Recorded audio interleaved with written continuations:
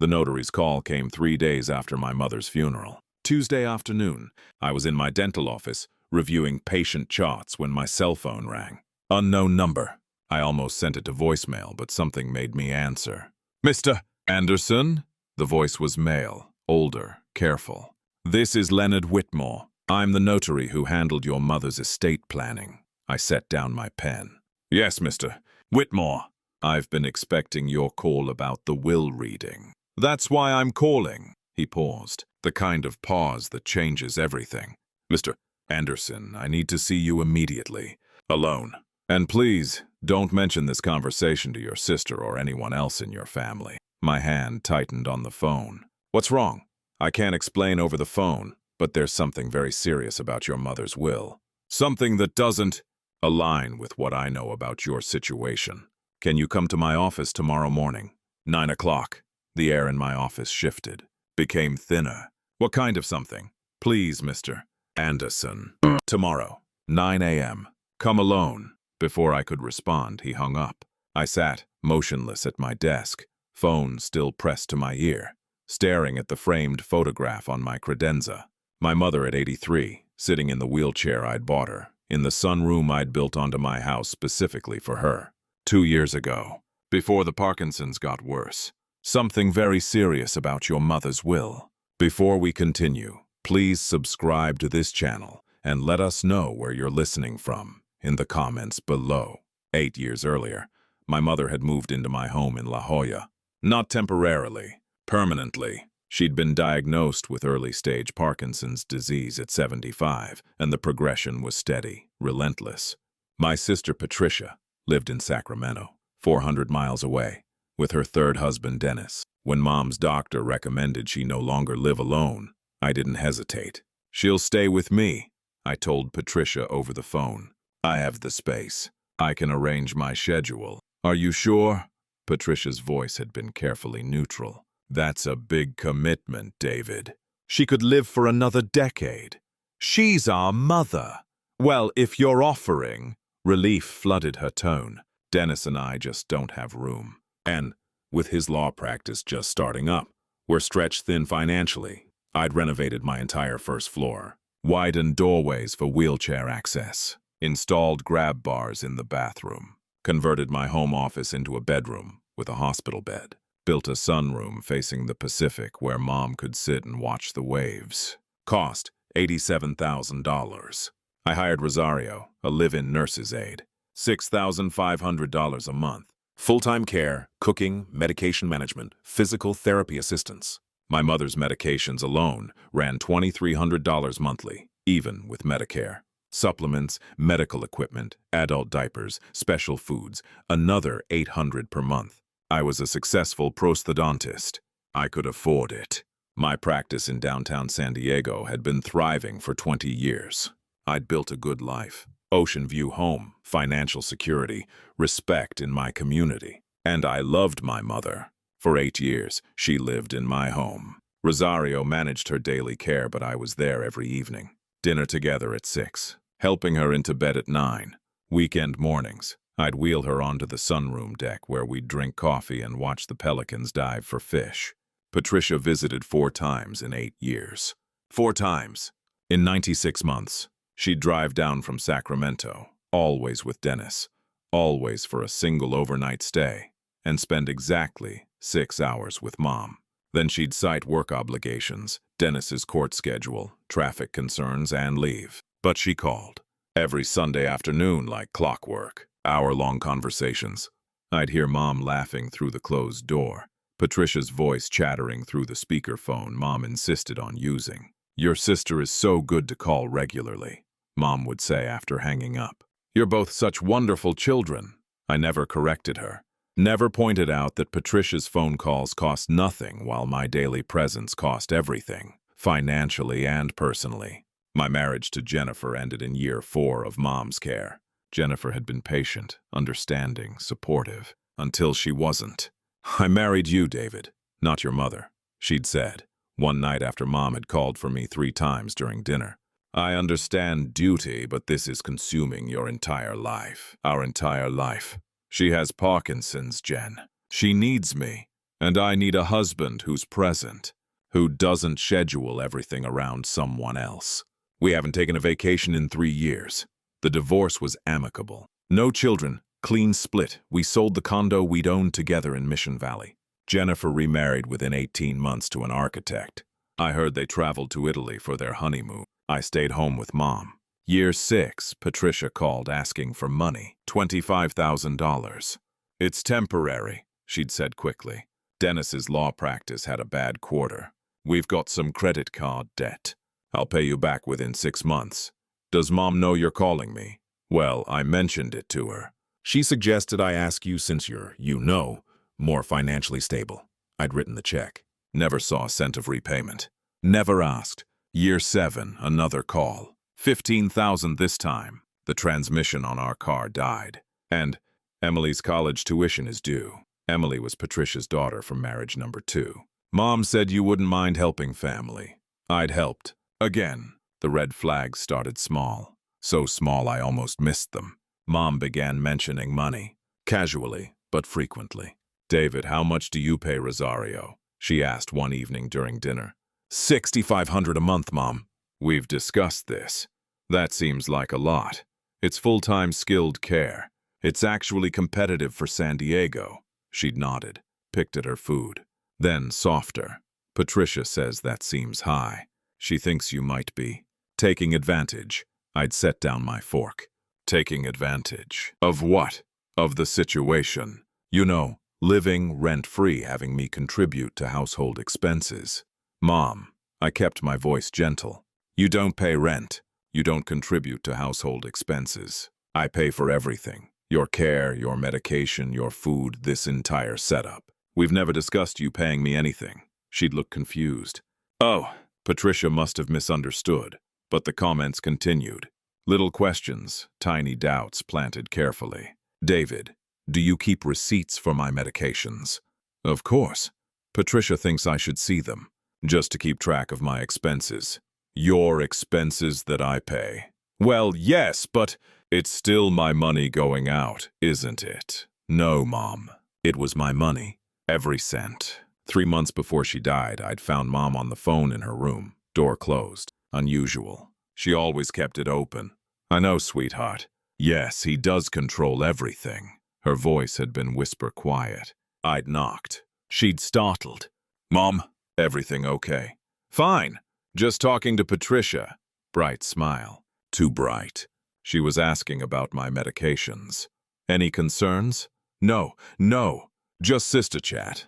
But something had felt wrong. Off balance. 2 months before she died, Mom asked me to call her lawyer. Martin Chen, estate attorney who'd handled Dad's will 20 years ago. I want to review my estate planning, she'd said. Make sure everything is current. Of course. I'll set up an appointment. No. Quick. Almost sharp. I'll handle it. Patricia recommended someone. A friend of Dennis's. Dennis.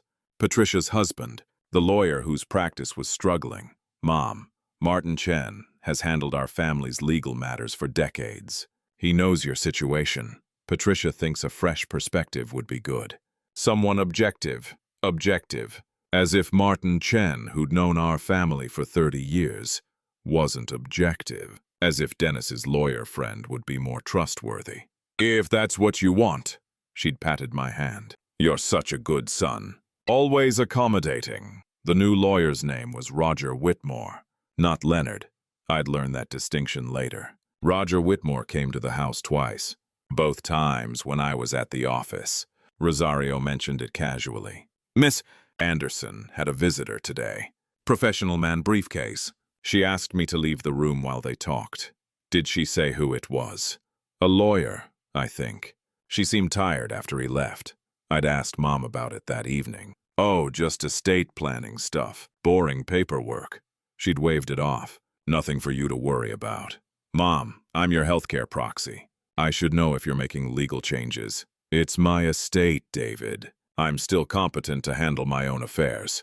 The way she said it, sharp, defensive, silenced me. 1 month before she died, Mom fell. Rosario was helping her to the bathroom. Mom's legs gave out, and she went down hard. Cracked her hip. Surgery. Recovery. Home hospice care. Her Parkinson's accelerated dramatically. The fall had triggered a cascade of decline. Patricia visited once during those final 4 weeks. Flew down on a Friday, left Sunday morning. She spent most of Saturday alone with Mom, door closed. I heard their voices, Patricia's animated, Mom's weak but responsive. When I brought lunch, Patricia emerged with red eyes. "She's fading fast," Patricia had said, hugging me. "I'm so glad she has you here. Taking care of everything." It sounded sincere. I believed it. Mom died on a Thursday morning. Peaceful. Rosario and I were both there. She simply stopped breathing. Patricia arrived that evening, cried appropriately, hugged me in the kitchen. "You gave her such a beautiful 8 years," she'd whispered. She knew how loved she was. The funeral was small. Mom's friends, mostly from her retirement community before she moved in with me. My colleagues, Patricia, Dennis, and Emily. Rosario came, weeping quietly. We buried Mom next to Dad in the La Jolla Cemetery overlooking the ocean. Patricia gave a eulogy about sacrifice and family. She thanked me publicly for my care. I believed we'd grieve together. Sisters and brothers, united in loss. Then 3 days later, Leonard Whitmore called. I drove to Leonard Whitmore's office, Wednesday morning. Downtown San Diego, professional building, 11th floor. His receptionist was expecting me. "Mr. Anderson, please, go right in." Leonard Whitmore was 70-ish, silver hair, wire-rimmed glasses, expensive suit, worn comfortably. His office had views of the bay. Law books lined the walls. Diplomas from Stanford.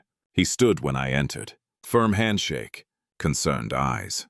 "Mr. Anderson, thank you for coming. Please, sit." I sat in the leather chair across from his mahogany desk. "Mr. Whitmore, what's this about?" He opened a file folder. Thick. Lots of papers. "I need to explain something first. I'm Leonard Whitmore. My nephew is Roger Whitmore. He's also an attorney, though less experienced. He sometimes takes cases I can't accommodate. I don't understand what that has to do with my mother. Your mother came to me 18 months ago. She wanted to update her will. I'd handled your father's estate 20 years ago, and she remembered me. But when I learned about your situation, 8 years of full-time care, I asked questions that made her uncomfortable. My chest tightened. What kind of questions? Questions about whether she was being unduly influenced. He leaned forward. "Mr. Anderson, your mother told me you were charging her $4,000 per month in rent. She showed me what appeared to be a signed rental agreement. She said you were depleting her savings with excessive care costs while you lived rent-free in your own home." The room tilted. That's not true. None of that is true. I know." Leonard pulled a document from the file. I conducted what I call a smell test. Basic investigation. I called your mother's bank, reviewed her financial statements. In 8 years, you never deposited a single check from her account. Not one rent payment. Not one care reimbursement. Every cent flowed in one direction, from her Social Security and retirement savings into her care cost, which you supplemented heavily from your own income. I couldn't speak. When I presented this to your mother, she became confused, agitated. She insisted your sister Patricia had explained the financial arrangement, that Patricia was helping her track everything. Patricia told her I was stealing. Essentially, yes. Your mother terminated our meeting. 1 week later, she hired my nephew Roger. Roger is less thorough, more accommodating to clients who know what they want. Leonard slid a document across his desk. "This is your mother's will, revised and executed 14 months ago." I picked it up, read the first page, then the second. My hands started shaking. "To my daughter, Patricia Anderson Carlson, I leave my entire estate, including all bank accounts, investment portfolios, personal property, and any remaining assets. Total approximate value, $340,000. To my son, David Anderson, I leave this letter of explanation." Leonard handed me an envelope, already opened. Inside, a single handwritten page in my mother's trembling script. "David, you've taken so much already. 8 years of charging me rent, making me dependent on you controlling my money. Patricia helped me see the truth. You're comfortable. You have your practice. You've already taken enough. She needs this. She struggled financially, and she's been there for me emotionally in ways you couldn't understand. Don't contest this. You've had your share. Mom, I read it 3 times. Each word was a knife. Mr. Anderson, Leonard's voice was gentle. I need you to understand something. This will and that letter were created under what I believe is textbook undue influence. Your sister manipulated your mother systematically, isolating her emotionally, creating false narratives about financial abuse, then positioning herself as the savior. $340,000. My voice sounded hollow. I spent over $500,000 caring for her. Rosario alone was $600,000 over 8 years. The renovations, the medical costs, I know. I've pulled your financial records. You spent approximately $520,000 on your mother's care. Your sister visited 4 times in 8 years but called every Sunday. Calls during which I suspect she systematically poisoned your mother's perception of you. I looked up at him. Can I fight this? You can. And, given the evidence I have, financial records, the fake rental agreement, the timeline of Roger's involvement, I believe you'd win. But Mr. Anderson, I need to ask, are you prepared for what that fight will cost? Not just financially. Emotionally. Your sister will claim your mother was competent, that she wanted this, that you're a greedy son trying to overturn your mother's final wishes. I stared at the letter in my hands. My mother's handwriting, shaky from Parkinson's but unmistakably hers. You've taken so much already. 8 years. Every evening. Every weekend, every holiday, the marriage I'd sacrificed, the vacations I'd never taken, the life I'd built around keeping her comfortable, safe, loved, and she'd believed I was stealing from her. No, not believed, been convinced. By Patricia, I looked at Leonard Whitmore. I want to fight this, all of it. Tell me how. He nodded slowly, opened his desk drawer and pulled out a card. This is Daniel Reeves, best litigation attorney in Southern California. Specializes in estate disputes and elder financial abuse. You'll need him. He slid another card across. And this is Marcus Chen, private investigator, former FBI. If your sister fabricated documents, Marcus will find proof. I took both cards. How much will this cost? Daniel charges $400 per hour. Figure 80 to 100,000 for a full trial. Marcus runs about $250 per day. Plus expenses. Call it another 15 to 20,000. $100,000 to fight for money my mother had left to someone else. Money I'd never expected, never wanted, but couldn't let Patricia steal through lies and manipulation. Mr. Whitmore, why are you helping me? This isn't your case anymore. He removed his glasses, polished them with a cloth from his desk. 23 years ago, my father developed dementia. My brother convinced him I was stealing his pension. By the time my father died, he wouldn't speak to me, wouldn't see me, died believing I was a thief. He put his glasses back on. I found out later my brother had been forging checks, draining accounts, building his case that I was the problem. I had no proof, no way to fight back, no one who believed me. He closed the file folder. I don't want that to happen to you, Mr. Anderson. You gave your mother 8 years of devoted care. Your sister gave her phone calls and lies. That deserves justice. I stood, shook his hand. Thank you. Call Daniel today. And Mr. Anderson, document everything. Every receipt, every bank statement, every text message, every email. Patricia will claim you're lying. You need to prove you're not. I walked out of his office, carrying my mother's will and the letter that broke my heart. In the parking garage, I sat in my car for 20 minutes. Couldn't start the engine. Couldn't move. My phone buzzed. Text from Patricia. Hey, David. The lawyer will be in touch about Mom's will. Pretty straightforward. Love you, big brother. Pretty straightforward. $340,000 she'd manipulated our dying mother into leaving her. And she thought it was straightforward. I looked at the business cards Leonard had given me. Daniel Reeves. Marcus Chen. Then I started the engine and drove to my office. I had patients all afternoon. 4 root canals, 2 crown placements, 1 full bridge installation. Precision work requiring absolute focus. I performed every procedure perfectly. Smiled at patients. Made small talk. Professional, competent, present. Inside, I was planning war.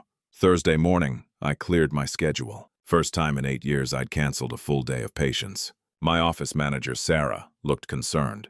"Dr. Anderson, are you feeling all right? You never take time off. Family matters. I'll be back tomorrow." Daniel Reeves's office was in a glass tower in La Jolla, 23rd floor. Ocean views, expensive modern art on the walls. The receptionist led me to a conference room where Reeves waited with a younger associate. Reeves was 50-something, gray at the temples, sharp suit, sharper eyes. He stood and shook my hand. "Mr. Anderson, Leonard Whitmore called me yesterday. Gave me the overview. This is Melissa Torres, my associate. She'll be assisting with document analysis." He gestured to the woman beside him, 30s, professional, already taking notes. We sat. I placed the file folder Leonard had given me on the conference table. "Tell me everything," Reeves said. "Just start with your mother moving in 8 years ago." I told him. Every detail. The Parkinson's diagnosis, the renovation costs, Rosario's employment, the medications, the equipment, the daily care. Patricia's 4 visits in 96 months. The phone calls every Sunday. The requests for money I'd sent without question. Then the changes. Mom's questions about finances. The comments about me taking advantage.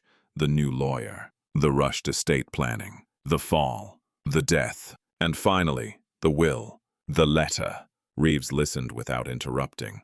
Melissa's pen moved steadily across her legal pad. When I finished, Reeves leaned back in his chair. "Your sister executed a textbook case of undue influence, isolated the victim emotionally through regular contact, created a false narrative of financial abuse, positioned herself as the protector, then swooped in with a new lawyer, conveniently connected to her husband, to formalize the transfer. Can we prove it? That's what we're going to find out." He pulled out his phone. "I'm calling Marcus Chen right now. He needs to start immediately." Marcus Chen arrived 30 minutes later. 60s, compact, quiet, eyes that missed nothing. Former FBI Financial Crimes Division. Reeves had briefed him on the phone. "Mr. Anderson." Chen's handshake was firm. "I understand your sister presented your mother with a rental agreement. You never signed such a document." "Never. I never charged her rent. Never asked for a single dollar. But your mother had a physical document. That means your sister fabricated it, created a forgery or convinced your mother to sign something under false pretenses." Chen pulled out a tablet. "I'll need access to everything. Your mother's bank records for the last 10 years. Your bank records, credit card statements, medical receipts, Rosario's employment records. Every text message, email, or written communication you have with your sister. Everything. How long will this take?" 2 weeks minimum for the financial analysis. But I can tell you right now, if you never deposited rent checks, that's provable. Bank records don't lie."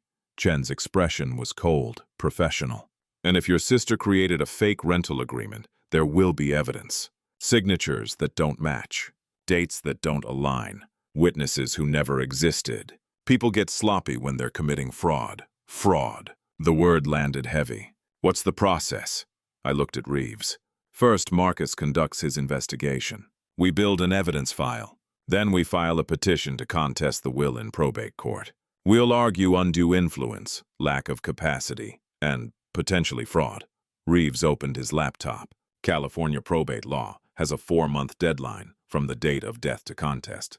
Your mother died 12 days ago. We have time, but we need to move fast. My retainer is $85,000. Reeves continued. "That covers initial filing, discovery, depositions, trial prep. If we go to full trial, there will be additional costs, but I'll keep you informed." He slid a contract across the table. "Marcus's fees are separate. $250 per day plus expenses. $85,000. Maybe more. I thought about the $520,000 I'd spent caring for my mother. Thought about Patricia's text. Pretty straightforward. When can we start?" Reeves smiled slightly. "Today. Melissa will draft the preliminary filing. Marcus will start his investigation tomorrow. And you," he pointed at me, "need to get me every document that proves you paid for your mother's care. Every receipt, every bank statement, every check to Rosario, every medical bill. Everything. I signed the retainer agreement. Chen handed me a card. Call your bank today. Authorize them to release 8 years of statements to me directly. Same with credit cards. I'll contact Rosario separately. Leonard gave me her information. And Mr. Anderson? He leaned forward. Don't contact your sister. Don't tell her about this investigation. She thinks she's won. Let her think that. What if she calls me? Be cordial. Brief. Give nothing away. If she asks about the will, tell her you're processing everything. Stay neutral. Chen's voice was flat, certain. The moment she knows we're investigating, she'll start covering her tracks. Destroying evidence. Coaching witnesses. We need her confident and careless. We shook hands. I left with copies of everything. The retainer agreement, Chen's contact information, a checklist of documents to gather. In my car, I called my bank. Authorized full statement release to Marcus Chen. Then my credit card companies. Then I drove home. The house felt enormous.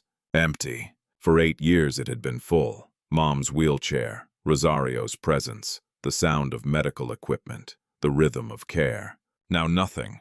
Just space and silence and the ghost of routines. I walked to what had been Mom's room.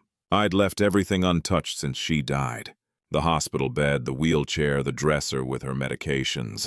On her nightstand, her phone. I picked it up. Locked. I knew her passcode. She'd given it to me years ago when her hands started shaking too badly to type. 4-digit code. 1952. Her birth year. The phone unlocked. I scrolled through recent calls. Patricia. Patricia. Patricia. Every Sunday for the past 18 months, hour-long calls, sometimes longer. But there were others. Roger Whitmore, the lawyer. 5 calls in the 2 months before Mom died. And a number I didn't recognize. 916 area code. Sacramento. Multiple short calls, always on Saturdays. I pulled out my own phone. Dialed Marcus Chen. Chen. It's David Anderson. I have my mother's phone. There's a Sacramento number that called her repeatedly. I don't recognize it. Give me the number. I read it off. I'll run it. Don't delete anything from that phone. I need to examine it personally. When? Tomorrow morning. 9 a.m. My office. He hung up. I set Mom's phone aside and opened her nightstand drawer. Pills, tissues, lotion.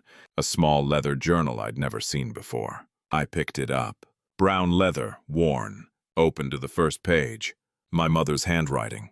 Dated 3 years ago. Patricia called today. She's worried about money. Dennis's practice isn't doing well. She mentioned David charges me rent. I didn't know that. Need to ask him about it. My heart stopped. Next entry, 2 weeks later. Ask David about the rent. He says I don't pay anything. But Patricia showed me a document last time she visited. $4,000 per month. I'm confused. Why would David lie? Patricia says he's protecting himself. I flipped forward. Page after page. Entries tracking confusion, doubt, Patricia's careful insertion of poison. Patricia sent me information about elder financial abuse. Warning signs. Family member controls finances, limits contact with others, makes the senior dependent. This sounds like my situation. Called Patricia crying. She says she'll help me. Says I should get a new lawyer. Someone objective. Someone who isn't influenced by David. Roger Whitmore came today. Nice man. Friend of Dennis. He explained how David has been taking advantage. Showed me the rental agreement again. I don't remember signing it, but my signature is there. Patricia must be right. The journal continued through her final months. Each entry more convinced. Each entry pulling further away from reality. The last entry, 1 week before she died. Changed my will today. Patricia deserves everything. She's the one who cared about me. David just wanted my money. I'm glad I figured it out before it was too late. Patricia saved me. I closed the journal, set it down carefully. My hands were shaking. 3 years.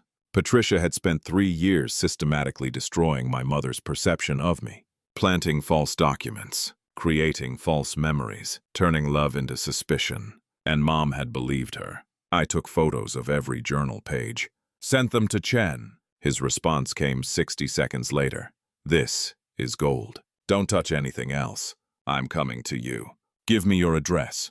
Chen arrived at my house at 7 that evening. He photographed everything in Mom's room. The journal, the phone, the medications, the setup. "This journal is a roadmap of the manipulation," he said, taking pictures of each page. "Your sister documented her own fraud. She was calling every Sunday, feeding your mother false information, and your mother wrote it all down. Can we use this in court?" "Absolutely." This establishes a pattern of systematic manipulation over years, combined with the financial records, which will prove you never charged rent. This paints a clear picture. Chen bagged the journal and phone carefully. "I'll have a handwriting expert examine that rental agreement. I'd bet everything the signature is forged or obtained under false pretenses." "What about the Sacramento number?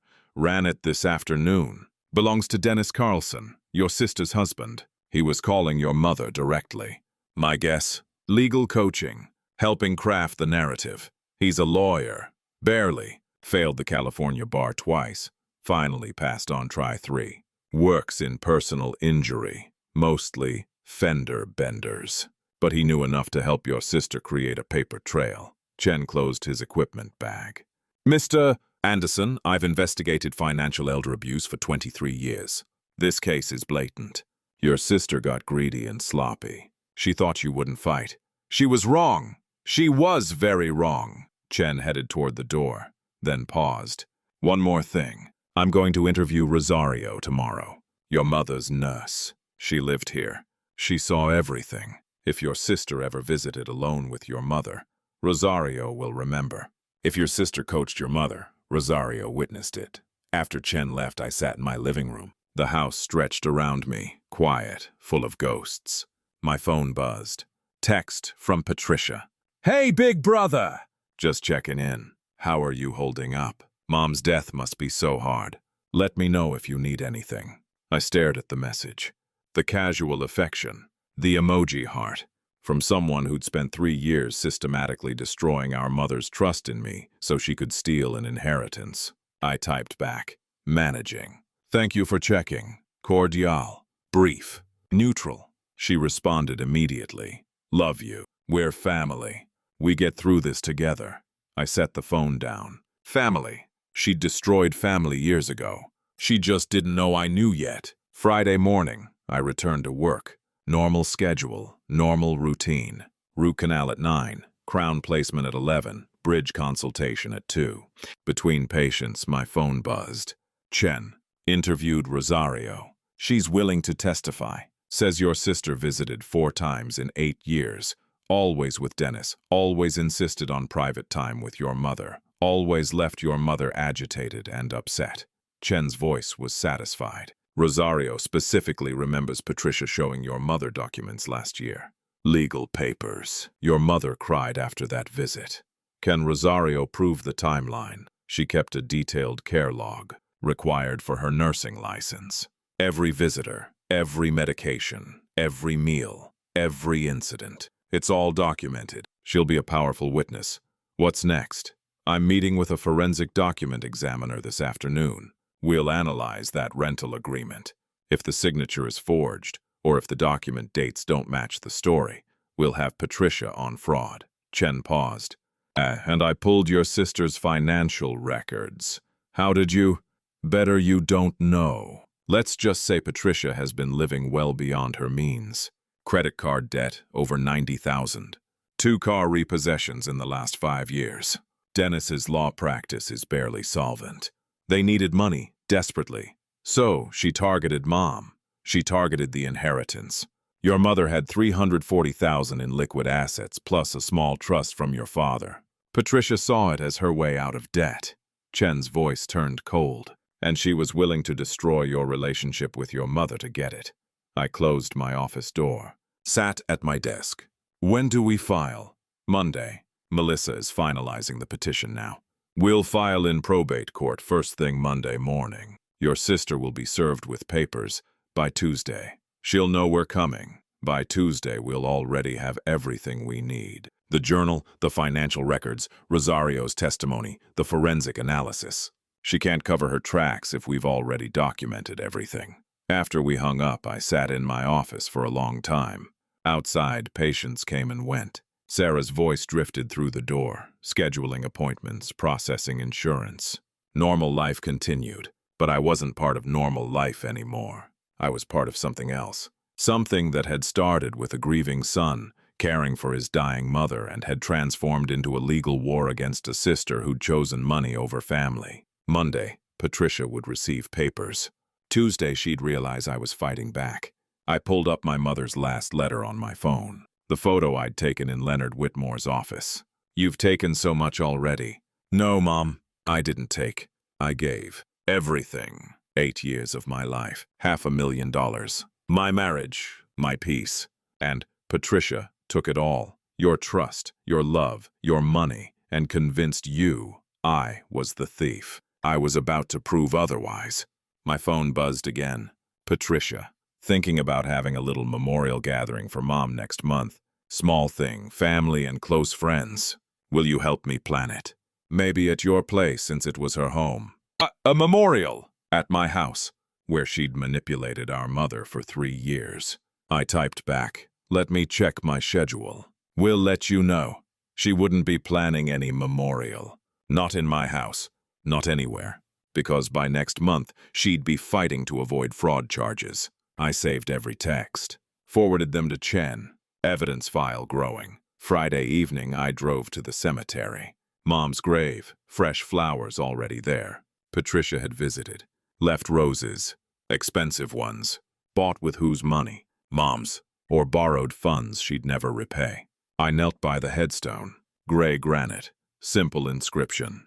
Margaret Anderson, 1940-2024. Beloved mother. "I'm fighting for you, Mom," I said quietly. "Not for the money. For the truth. Patricia made you believe I hurt you. I'm going to prove I never did." The ocean breeze carried salt air over the cemetery.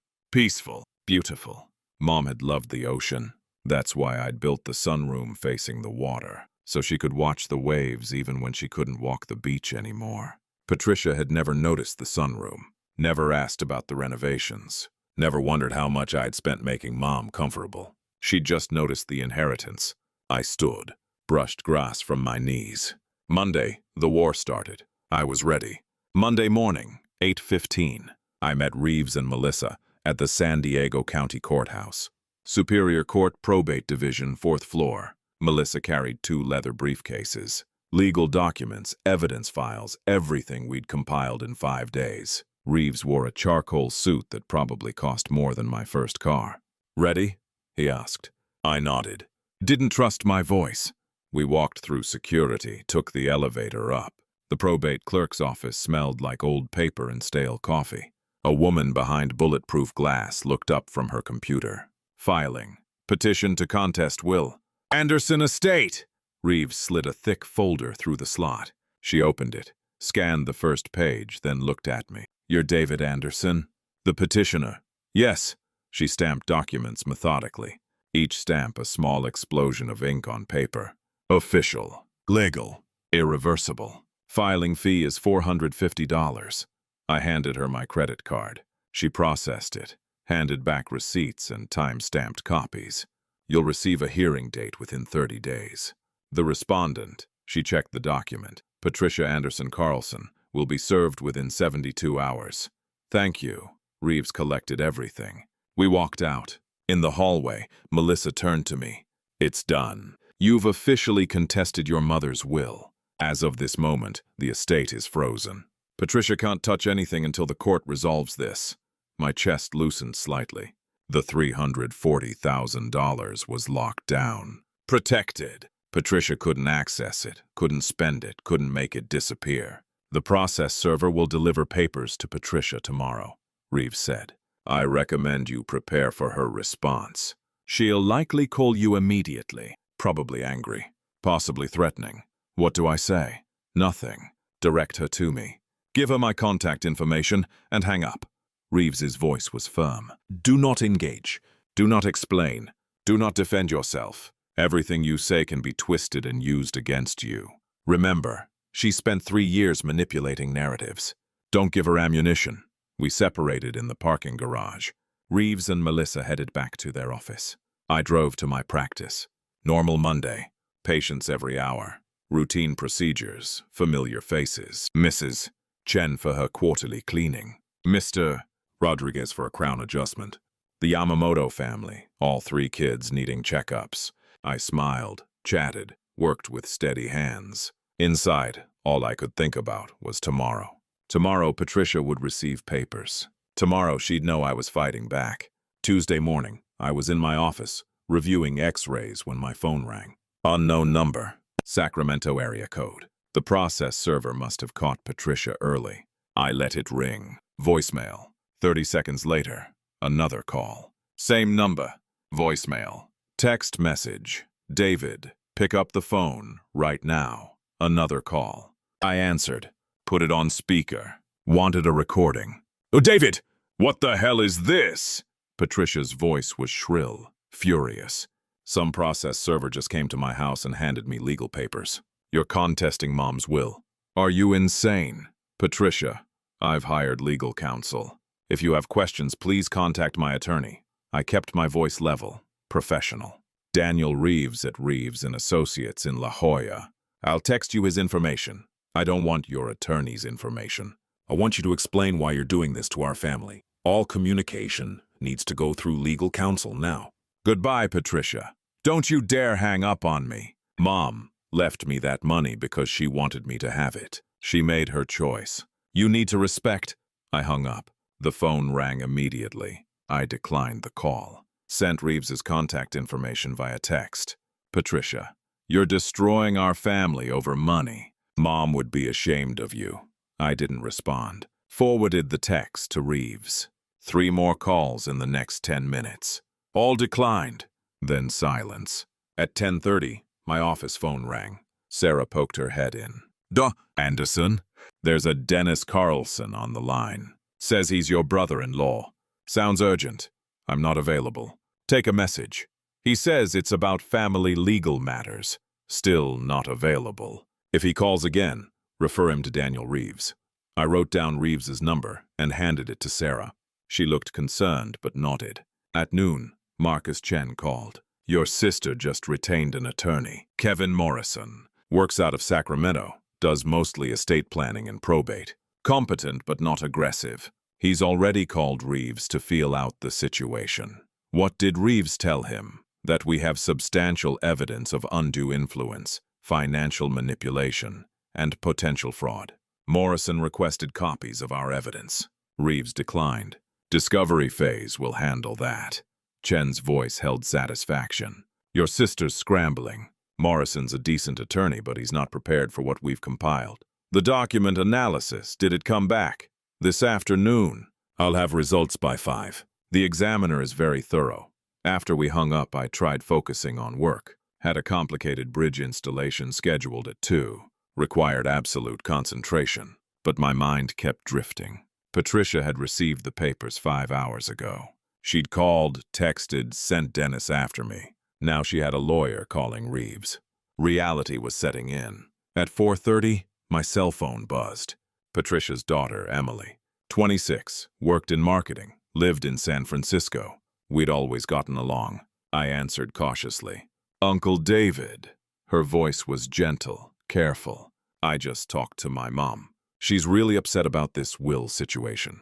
Emily, I appreciate you calling, but this is a legal matter now. I can't discuss it. I know.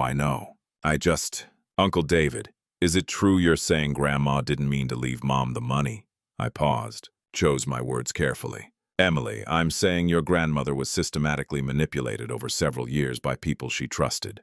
The court will determine the truth. Mom says you're angry because Grandma didn't leave you anything. She says you expected an inheritance after taking care of her, and when you didn't get it, you lashed out.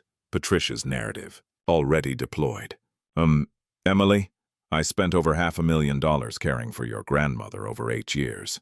I never expected repayment. Never wanted repayment. This isn't about money. It's about protecting your grandmother's true intentions from people who manipulated her. Silence on the line. $500,000. Emily's voice was quieter. $6,500 per month for Rosario. $2,300 monthly for medications. $87,000 for home renovations. Yes, over $500,000 total. I kept my voice calm. Your mother visited your grandmother 4 times in 8 years, Emily. 4 times. But she called every Sunday. Do you know what they talked about? No. Ask your mother. Ask her about the rental agreement she showed your grandmother. The one claiming I charged $4,000 monthly rent. Ask her why your grandmother's journal documents 3 years of being told I was financially abusing her. Then ask yourself, if I was really stealing, why did I never deposit a single rent check? More silence. I have to go, Uncle David. Emily, one more thing. I've always cared about you. This situation doesn't change that. But your mother made choices that hurt my relationship with your grandmother. I'm fighting to correct that. Whatever happens, it's not about you. She hung up without responding. I sat back in my chair. Patricia was mobilizing family, crafting her narrative, positioning herself as the victim of a greedy brother. Let her try. At 5:15, Chen called back. Document analysis is complete. That rental agreement is a forgery. My heart rate spiked. You're certain? Completely. The examiner found 3 critical problems. First, the signature doesn't match your mother's known exemplars from the same time period. Pressure points are wrong, letter formation is inconsistent. Second, the paper stock dates to 2019, but the agreement claims to be from 2016 when your mother moved in. Third, and this is the killer, there's a digital fingerprint embedded in the document. What does that mean? It means the document was created on a computer, printed, then someone traced your mother's signature. The examiner found microscopic evidence of graphite under the ink. Someone used pencil to trace the signature, then went over it with pen. Chen's voice was hard, triumphant. This isn't sloppy forgery. This is deliberate fraud. Your sister created a fake legal document, forged your mother's signature, and used it to manipulate her into believing you were stealing. I stood up, paced my office. That's a crime. Yes, felony forgery in California. We'll be presenting this to the probate judge, and depending on how aggressive you want to get, we could refer this to the district attorney. Criminal charges? If we prove your sister deliberately forged documents to steal inheritance money, that's elder financial abuse. California takes that very seriously. We're talking potential prison time. I looked out my office window. The San Diego skyline, the bay beyond. Beautiful afternoon. Warm sun. Patricia had committed forgery, had committed fraud, had destroyed my mother's trust in me through criminal acts. What do we do next? We include the forensic analysis in our evidence file. Reeves will present it at the hearing. The judge will see undeniable proof of forgery. Combined with the journal, the financial records, and Rosario's testimony, we have an airtight case. Chen paused. Mr. Anderson, this is no longer about contesting a will. This is about exposing systematic elder abuse. Your sister is going to lose badly. After we hung up, I sat in the growing darkness of my office. Didn't turn on the lights, just sat. Forgery, fraud, elder abuse. Patricia had gone so far beyond manipulation. She'd committed crimes. My phone buzzed. Text from Patricia. David, please. Let's talk like adults. This doesn't have to be a court battle. Mom wanted me to have that money. She told me so many times. Don't destroy our family over this. Call me, please. I read it twice.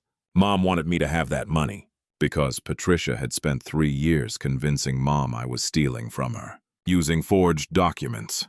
Criminal documents. I forwarded the text to Reeves and Chen. Evidence file growing. Then I typed back. All communication through attorneys. Do not contact me again. Patricia, you've changed. You're not the brother I knew.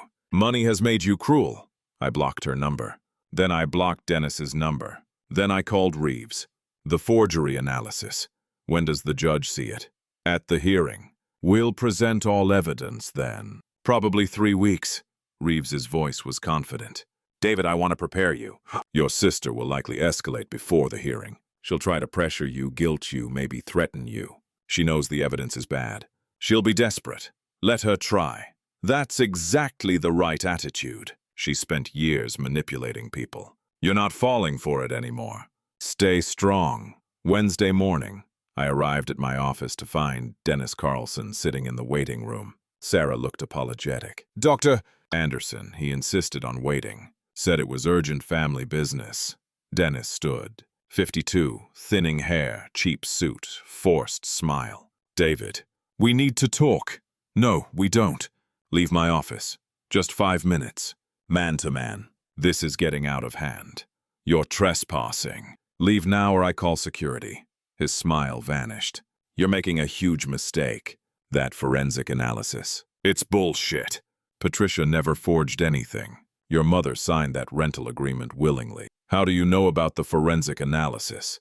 I kept my voice level. He realized his mistake, closed his mouth. Because you helped create the forgery. You're a lawyer? You knew how to make it look legitimate. I pulled out my phone. Security is on speed dial. You have 10 seconds. Dennis's face flushed red. You self-righteous prick. You think you're so noble, taking care of Margaret for 8 years. You know what you really are. A controlling son who isolated his mother and made her dependent. Patricia freed her from that. 5 seconds. We'll destroy you in court. We'll show everyone what kind of man you really are. I pressed the call button. Security answered. This is Dr. Anderson. I have an unwanted visitor in my office. Please remove him immediately. Dennis stormed out before security arrived, slammed the door hard enough to rattle the frame. Sarah stood frozen. Doc Anderson, I'm so sorry. I didn't know. Not your fault. If anyone from the Carlson family calls or visits again, you have my permission to call the police immediately. She nodded, pale. I went into my office and called Reeves. Dennis Carlson just showed up at my practice.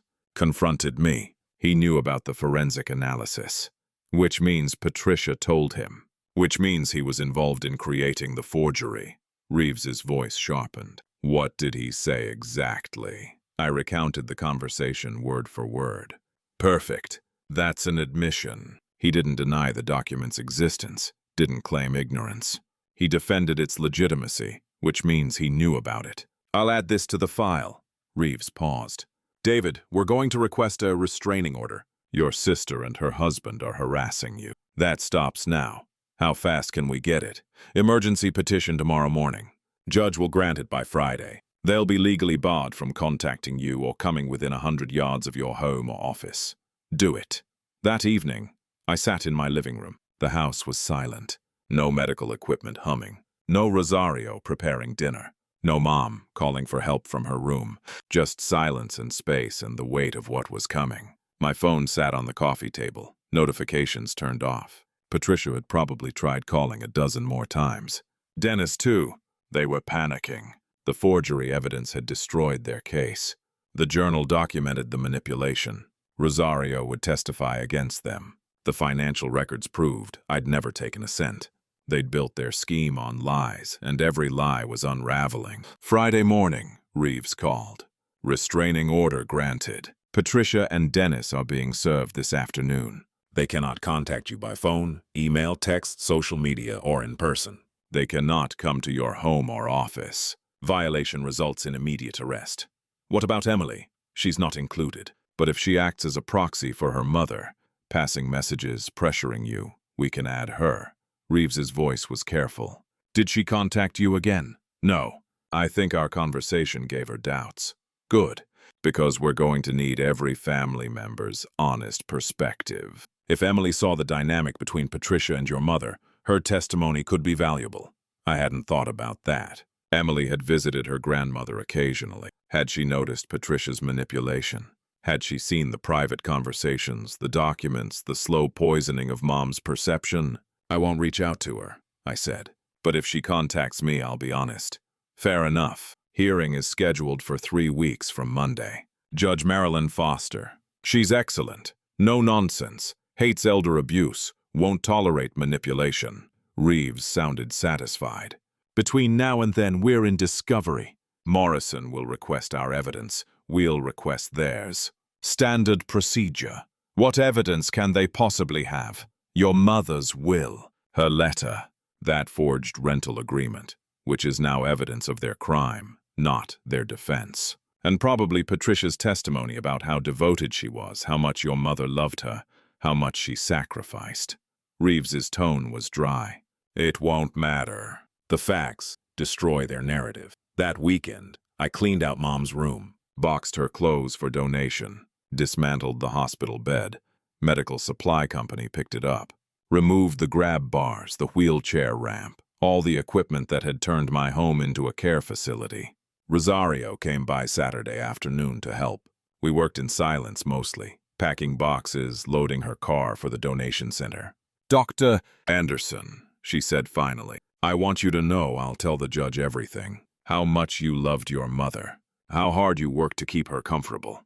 How your sister only came 4 times and always upset Mrs. Anderson." Her eyes were fierce. "Your sister is a liar. I saw it. I'll make sure the judge knows. Thank you, Rosario. Your mother loved you. In her right mind, she knew that. The disease and your sister, they confused her. But deep down, she knew." Rosario touched my arm. "I was there the day before she died. She asked for you. Said, 'Where's David?' I need David, not Patricia." "You!" I nodded, didn't trust my voice. After Rosario left, I stood in the empty room. No more medical equipment, no more reminders of disease and decline. Just space. I closed the door. Mom's room would become something else now. Home office, maybe. Guest room. Something forward-looking. Because I couldn't live in the past anymore. Patricia had stolen 3 years of my mother's trust. Had stolen the goodbye I deserved. Had stolen the knowledge that Mom died believing I loved her. Not stole from her. But she wouldn't steal the truth. 3 weeks until the hearing. 3 weeks until a judge heard everything. 3 weeks until justice. The discovery phase began the following Monday. Morrison, Patricia's attorney, sent a formal request for evidence.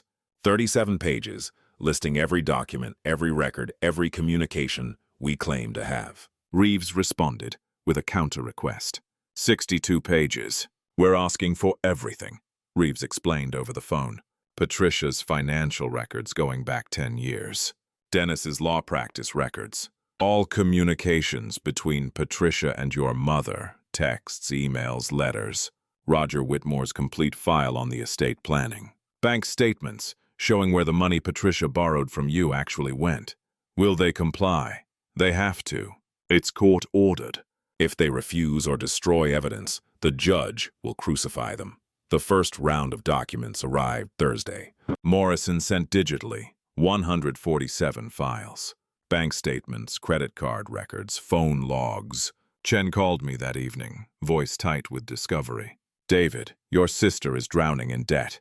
I'm looking at her credit card statements from the past 5 years. She owes $93,000 across 7 cards. Maximum interest rates. Multiple late payments. She's been juggling minimum payments like a circus act. What was she spending on? Lifestyle. Restaurants, designer clothes, vacations. There's a charge for $4,200 at a spa resort in Napa last year. $2,800 at Nordstrom. $1,500 at a salon." Chen's voice was disgusted. "Sure, she was living like she was wealthy while calling you every few months begging for money. The $25,000 I sent her went straight to credit card payments. Cleared 3 cards temporarily. Then she ran them back up within 6 months." Chen clicked through files. "And Dennis's law practice is worse. He filed for Chapter 11 bankruptcy protection 2 years ago. Restructured his business debt. He's barely solvent. So they needed Mom's inheritance desperately. Desperately doesn't begin to cover it. Without that $340,000, they're looking at foreclosure, repossession, potential personal bankruptcy." Chen paused. "This gives them motive. Clear, provable motive for fraud." The phone logs arrived Friday. 3 years of call records from Patricia's cell phone. Chen highlighted the relevant data and sent it to me. Every Sunday for 36 months, Patricia had called Mom. Calls ranging from 45 minutes to 90 minutes. But there was more. "Look at the Saturday calls," Chen said when I called him. "Different number. That's Dennis's cell phone. He called your mother 23 times over 18 months. Always on Saturdays. Always lasting 15 to 30 minutes. What were they discussing? That's what we'll ask at deposition. But I'd bet my career he was coaching her. Legal advice disguised as concerned family conversation. Preparing her. to believe the narrative Patricia was building. Monday morning, Reeves scheduled depositions. First up, Roger Whitmore, the attorney who drafted Mom's final will. Whitmore's deposition took place in Morrison's conference room. Court reporter present, everything on record. Reeves, Melissa, Morrison, Whitmore, and me around the table. Reeves started gently. "Mr. Whitmore, how did Margaret Anderson come to hire you?" Whitmore shifted in his seat. 50-ish, nervous energy, thinning hair. "She was referred by Dennis Carlson. He's an attorney in Sacramento. Thought I might be a good fit for her needs." "Did you know Dennis Carlson personally?" "We'd met at a legal conference. Stayed in occasional contact." "Did Dennis Carlson explain why Mrs. Anderson was seeking new legal counsel?" "He said she had concerns about her current attorney. Wanted someone more objective." Reeves pulled out a document. "This is Mrs. Anderson's previous will, drafted by Martin Chen in 2008. In that will, she left her estate, divided equally, between her two children, David and Patricia Anderson. 50-50 split. Were you aware of this previous will?" "Yes. And in the will you drafted, Mrs. Anderson left 100% of her estate to Patricia Anderson Carlson and nothing to David Anderson except a letter. That's a dramatic change. Did you question this?" Whitmore's face reddened. Mrs. Anderson explained her reasoning. She felt her son had already benefited substantially from her care arrangement. Care arrangement? Meaning? She said David charged her rent, $4,000 monthly. She felt he'd been compensated adequately. Reeves slid another document across the table. "This is the rental agreement you're referencing. Did you verify its authenticity?" "Mrs. Anderson provided it. I had no reason to doubt it." "Did you contact David Anderson to confirm the arrangement?" "No, it wasn't necessary. Your client was 83 years old with Parkinson's disease. She was changing her will dramatically, disinheriting a son who'd provided 8 years of full-time care, based on a document you never verified." Reeves's voice stayed level, but the words cut. "Did you perform any due diligence, Mr. Whitmore?" Whitmore's jaw tightened. "I followed my client's instructions." "Did Dennis Carlson ever discuss the estate with you, outside of the initial referral?" Pause. "Too long. Mr. Whitmore, you're under oath. Dennis called me twice, after I'd met with Mrs. Anderson. He wanted to make sure everything was progressing smoothly." "Progressing toward what?" "Toward finalizing the will as Mrs. Anderson wanted." "As Mrs. Anderson wanted, or as Dennis Carlson wanted?" Morrison interrupted. "Objection. Speculation. Withdrawn." Reeves pulled out another document. "Mr. Whitmore, this is a forensic analysis of the rental agreement you accepted as legitimate. The analysis concludes the document is a forgery. The signature is traced, the paper stock is anachronistic, and there's physical evidence of fabrication. Did you perform any authentication before accepting it?" Whitmore's face went pale. No, my client provided it. You assumed, based on the word of a woman with Parkinson's disease who was being coached by her daughter and son-in-law. You never contacted the other party, never verified dates, never questioned why there were no canceled rent checks, no payment records, no documentation beyond this single suspicious document. I trusted my client. Your client was being manipulated, Mr. Whitmore, and your failure to perform basic due diligence enabled that manipulation." Reeves closed his folder. "No further questions." Morrison tried damage control, but the harm was done. Whitmore had admitted taking Dennis's referral, accepting Dennis's follow-up calls, and never verifying the document that formed the basis for disinheriting me. We broke for lunch. In Reeves's car, Melissa was jubilant. That was devastating. Whitmore basically admitted he rubber-stamped whatever Patricia wanted. "Will it matter?" I asked. "Absolutely. The judge will see an attorney who failed his duty of care to a vulnerable client. Combined with the forensic evidence of forgery, it paints a picture of systematic manipulation enabled by legal incompetence, or complicity." Wednesday, Rosario's deposition. She wore a professional blouse, minimal makeup, her hair pulled back. Nervous but determined. Morrison questioned her first. "Ms. Alvarez, you were employed by David Anderson to care for his mother, correct?" "Yes." And David Anderson paid your salary? Yes. So you were financially dependent on David Anderson's continued employment of you. I was employed to care for Mrs. Anderson. That was my job. But if David Anderson terminated your employment, you'd lose income. Yes, like any job. Morrison smiled slightly. So you have financial incentive to support David Anderson's version of events in this dispute? Rosario's eyes flashed. I have moral obligation to tell the truth about what I witnessed. I don't care about money. I care about justice for Mrs. Anderson. Reeves took over. Ms. Alvarez, in your 8 years caring for Margaret Anderson, did you ever see David Anderson charge her rent? Never. Not once. Did Mrs. Anderson ever mention paying rent? No. She spoke often about how grateful she was that David had made space for her, how lucky she felt to be cared for so well. When did that gratitude change? Rosario's face tightened. After Patricia started visiting more privately. About 3 years ago, Patricia came for the first time without staying overnight. She insisted on private time with Mrs. Anderson. After she left, Mrs. Anderson was upset, confused.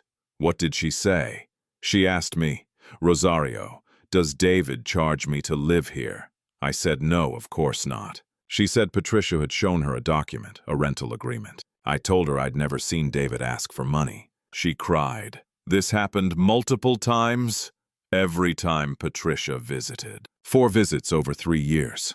Each time, Patricia spent hours alone with Mrs. Anderson. Each time, Mrs. Anderson was more confused after. More suspicious. She started hiding her purse, checking her bank statements obsessively. She'd ask me questions about the household finances, things she'd never worried about before. Did you witness Patricia showing Mrs. Anderson any documents?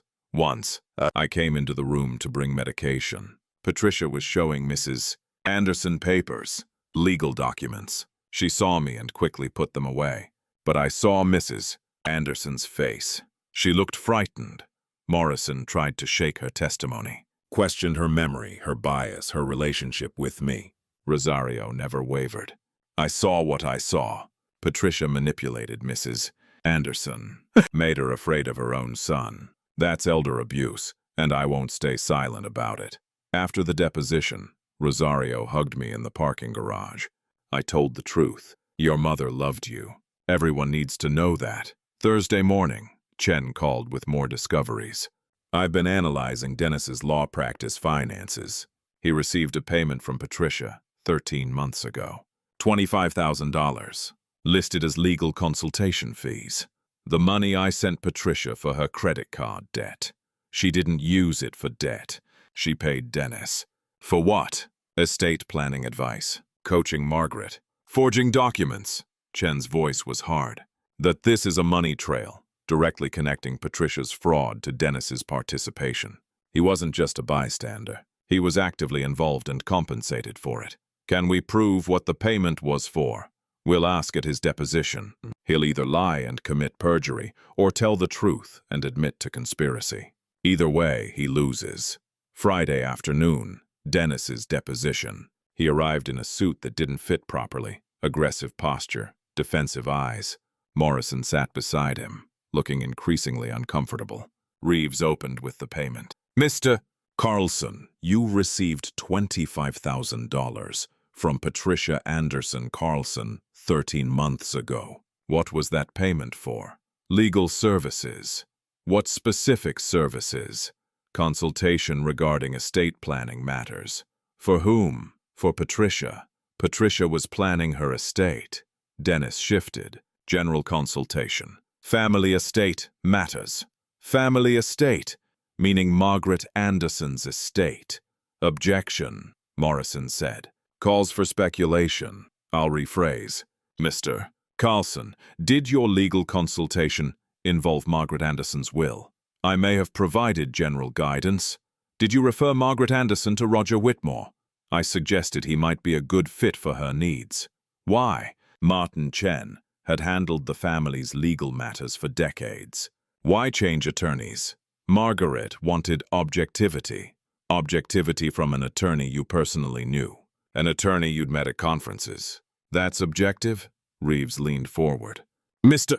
Carlson, did you discuss the content of Margaret Anderson's will with your wife, Patricia, before the will was drafted? I don't recall. You don't recall whether you discussed your mother-in-law, leaving everything to your wife. We may have discussed it generally. Reeves pulled out phone records. Yeah, you called Margaret Anderson 23 times over 18 months. What did you discuss? General conversation. Checking in on her welfare. Legal advice. Sometimes in general terms. Did you tell her David was stealing from her? Objection. Morrison stood. That's inflammatory and... Mr. Carlson, did you help Patricia convince Margaret Anderson that David was charging rent? Dennis's face flushed. I provided information about elder financial abuse. Warning signs. Red flags. You coached her to suspect David. I educated her about her rights. You manipulated a woman with Parkinson's disease to benefit your wife financially. Reeves's voice cut like a blade. And you were paid $25,000 for it. Money that David had sent Patricia for debt relief. Money you used to fund a conspiracy to steal inheritance through fraud. That's not... Did you help create the rental agreement? Silence. Mr. Carlson, you're an attorney. You understand forgery is a felony. So is conspiracy to commit fraud. I'm asking directly. Did you help create a false rental agreement designed to manipulate Margaret Anderson? Morrison leaned over, whispered urgently to Dennis. Dennis's jaw clenched. I invoke my Fifth Amendment right against self-incrimination. The room went silent. Reeves smiled coldly. No further questions. That evening, I sat in Reeves's office with Melissa and Chen. Outside, the sun set over La Jolla, painting the ocean gold. He pled the Fifth, Melissa said, still energized. That's an admission of guilt. He can't testify that he didn't participate without incriminating himself. The judge will draw negative inferences from his silence.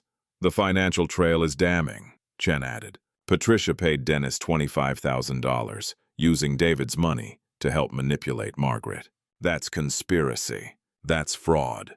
That's potentially criminal. Reeves steepled his fingers. We have forensic evidence of forgery. We have witness testimony from Rosario. We have Margaret's journal documenting systematic manipulation. We have financial motive. We have Dennis invoking the Fifth rather than deny participation.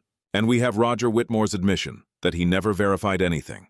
What does Patricia have? I asked. A forged document, a will drafted under duress, and a letter from a confused, manipulated woman who'd been systematically poisoned against her son. Reeves looked at me.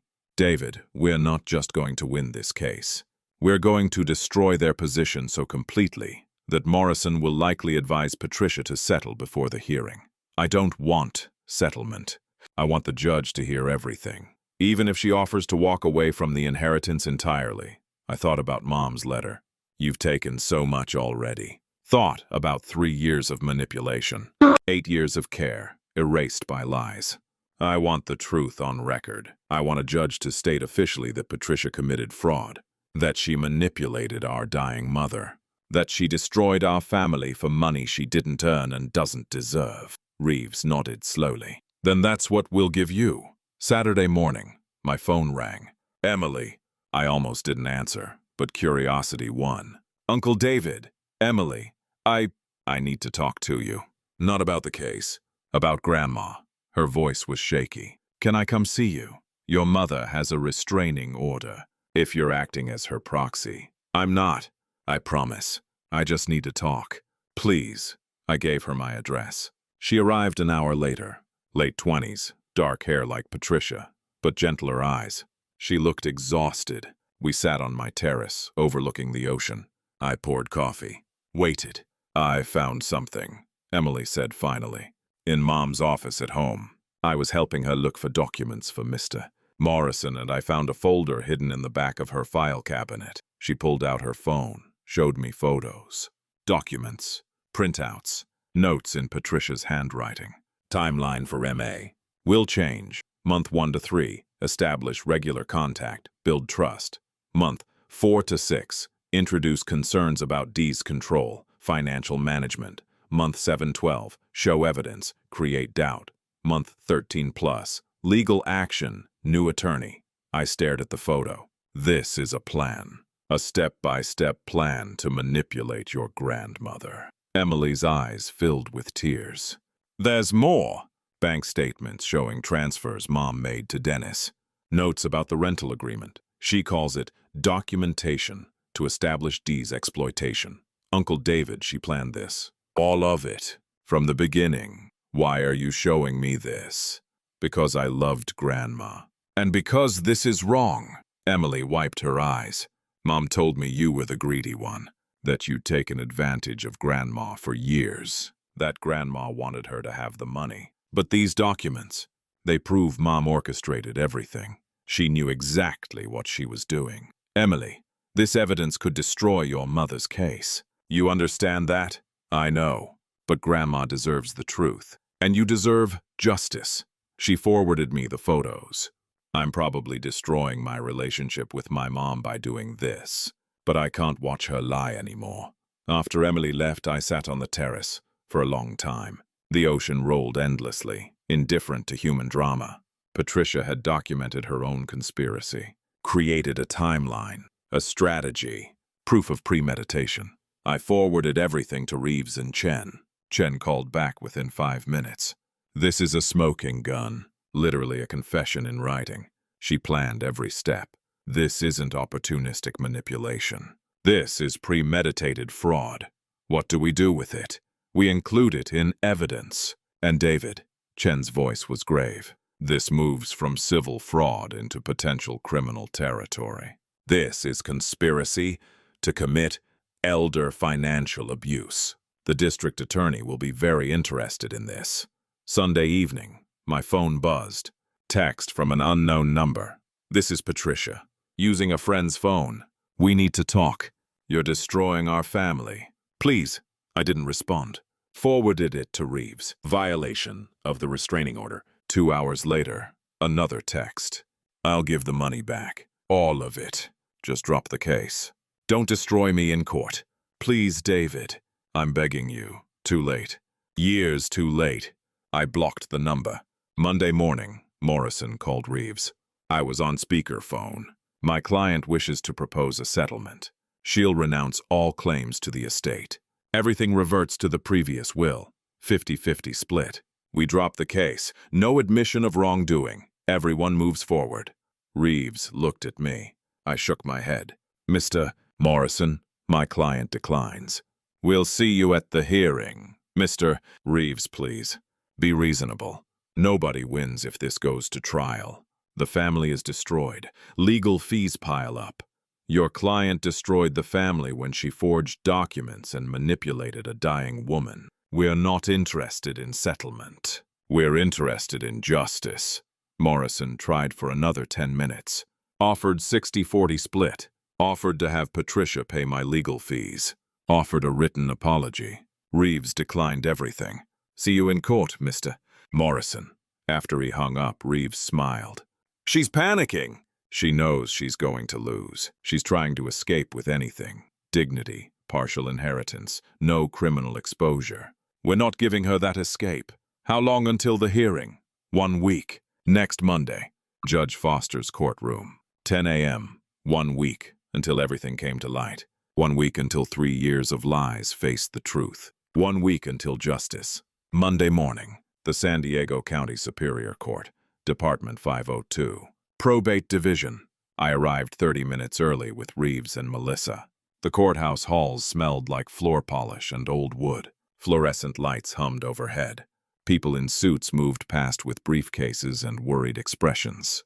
Stay calm, Reeves said as we walked. Let the evidence speak. Don't react to anything Patricia or Morrison say. The judge will be watching everyone. Department 502 was a smaller courtroom. Wood paneling, California state seal above the bench, 2 tables facing the judge's elevated seat. Gallery benches behind us, mostly empty this early. We took our seats at the petitioner's table. Melissa arranged documents in neat stacks. Reeves reviewed his notes, calm and methodical. The door opened. Patricia entered with Morrison and Dennis. I hadn't seen my sister in person since Mom's funeral 5 weeks ago. She'd lost weight, dark circles under her eyes. Her designer clothes looked expensive. but hung differently on her thinner frame. Dennis walked close beside her, protective hand on her elbow. She saw me. Our eyes met across the courtroom. For a moment, something flickered in her expression. Regret, fear, anger. Then it was gone. She looked away, sat at the respondent's table, didn't look back. Morrison leaned close, whispering to her. She nodded, hands clasped tight in her lap. More people filtered in.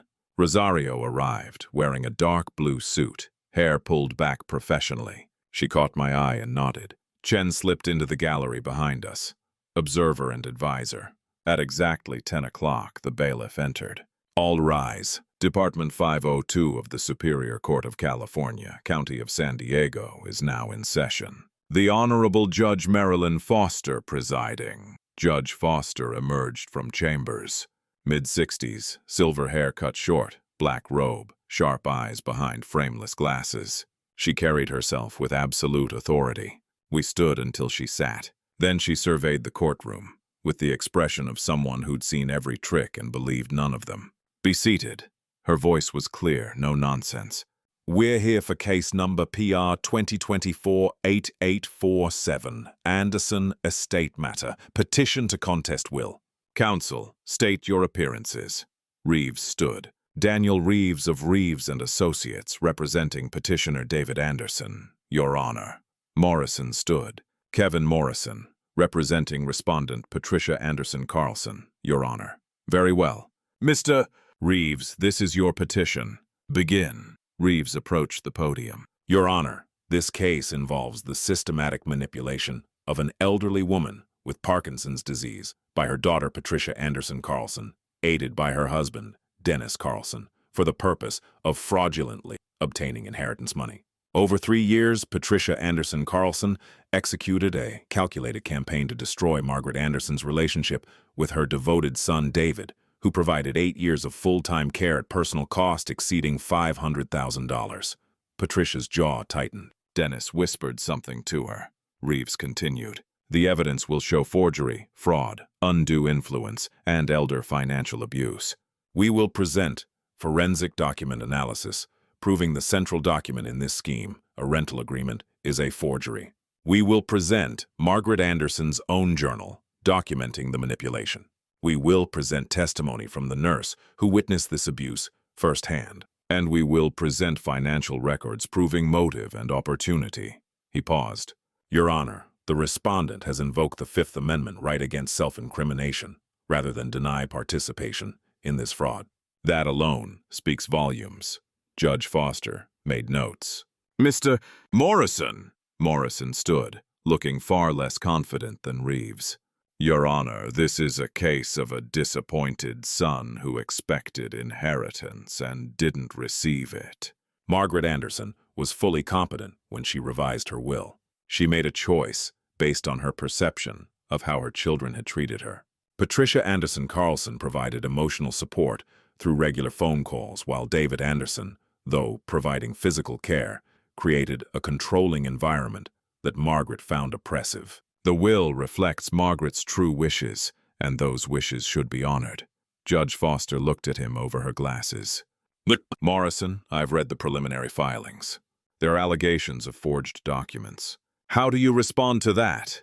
Morrison shifted. We dispute the forensic analysis. The rental agreement was provided by Margaret Anderson herself. She believed it was legitimate. Why would she believe a forged document was legitimate? Because David Anderson may have convinced her. Stop! Judge Foster's voice cut sharp. You're suggesting David Anderson forged a document that made him look like a thief, then convinced his mother it was real. That makes no logical sense. Try again. Morrison's face reddened. Your Honor, we believe Margaret was confused about the document's origin, but genuine in her belief that David charged rent. Where's the money? 8 years of alleged rent at $4,000 monthly is $384,000. Where are the rent checks? The bank deposits? We don't have those records, because they don't exist. Sit down, Mr. Morrison. Let's see the evidence. Morrison sat. Patricia stared at the table. Reeves called his first witness. Your Honor, the petitioner calls Marcus Chen. Chen took the stand, was sworn in, stated his credentials. 23 years FBI Financial Crimes Division, private investigator, specializing in elder fraud. Reeves walked him through the financial analysis. The bank records proving I'd never deposited rent payments. My expenditures on mom's care, $600,000 over 8 years. Patricia's credit card debt, the $25,000 payment to Dennis. Mr. Chen, in your professional opinion, did David Anderson charge his mother rent? Absolutely not. There is zero financial evidence of rent payments. Not a single check, not a single transfer, not a single deposit. The money only flowed one direction, from David Anderson's accounts to Margaret Anderson's care, and the $25,000 Patricia paid her husband Dennis. That payment occurred 2 weeks after Margaret Anderson first contacted Roger Whitmore about changing her will. In my professional experience, that timing suggests payment for services related to the estate manipulation. Morrison objected. Judge Foster overruled. Mr. Chen, what was Patricia Anderson Carlson's financial situation? Desperate. $93,000 in credit card debt. 2 repossessions. Husband's law practice barely solvent. Without this inheritance, they faced probable bankruptcy. So they had motive. Strong motive. This inheritance was likely their financial lifeline. Reeves thanked him, sat down. Morrison's cross-examination was brief and ineffective. The numbers didn't lie. Next, Reeves called the forensic document examiner. Dr. Sarah Winters, Ph.D. in document analysis, testified for 30 years, court-qualified expert. She walked through the rental agreement analysis methodically. Photos on a screen showed microscopic details. The signature on this rental agreement does not match Margaret Anderson's known exemplars from the same time period. The pressure points are inconsistent. The letter formations deviate from her established patterns. Dr. Winters pointed to the screen. More significantly, we found graphite traces under the ink. Someone used pencil to trace the signature, then went over it with pen. This is deliberate forgery. Patricia's hands clenched in her lap. Dennis leaned forward, whispering urgently. The paper stock analysis reveals additional problems. This document claims to be from 2016, but the paper was manufactured in 2019. The watermark dates to a production batch 3 years after the alleged document creation. Dr. Winters looked directly at Judge Foster. In my professional opinion, this document is a fabrication created years after the date it claims. It is not authentic. It is forgery. Morrison tried to challenge her methodology. Dr. Winters calmly demolished every objection. She'd done this thousands of times. Her expertise was unshakable. Judge Foster took notes throughout. Her expression revealed nothing, but her pen moved steadily. Miss Winters, could Margaret Anderson have signed this document believing it was something else? It's possible, Your Honor, but unlikely. The document is clearly labeled as a rental agreement. However, given her Parkinson's disease and reported confusion in her final years, someone could have presented it to her as something different, a care authorization, a financial record, and obtained her signature under false pretenses. Thank you, Ms. Winters. After she stepped down, Judge Foster called a 15-minute recess. I stood in the hallway with Reeves and Melissa.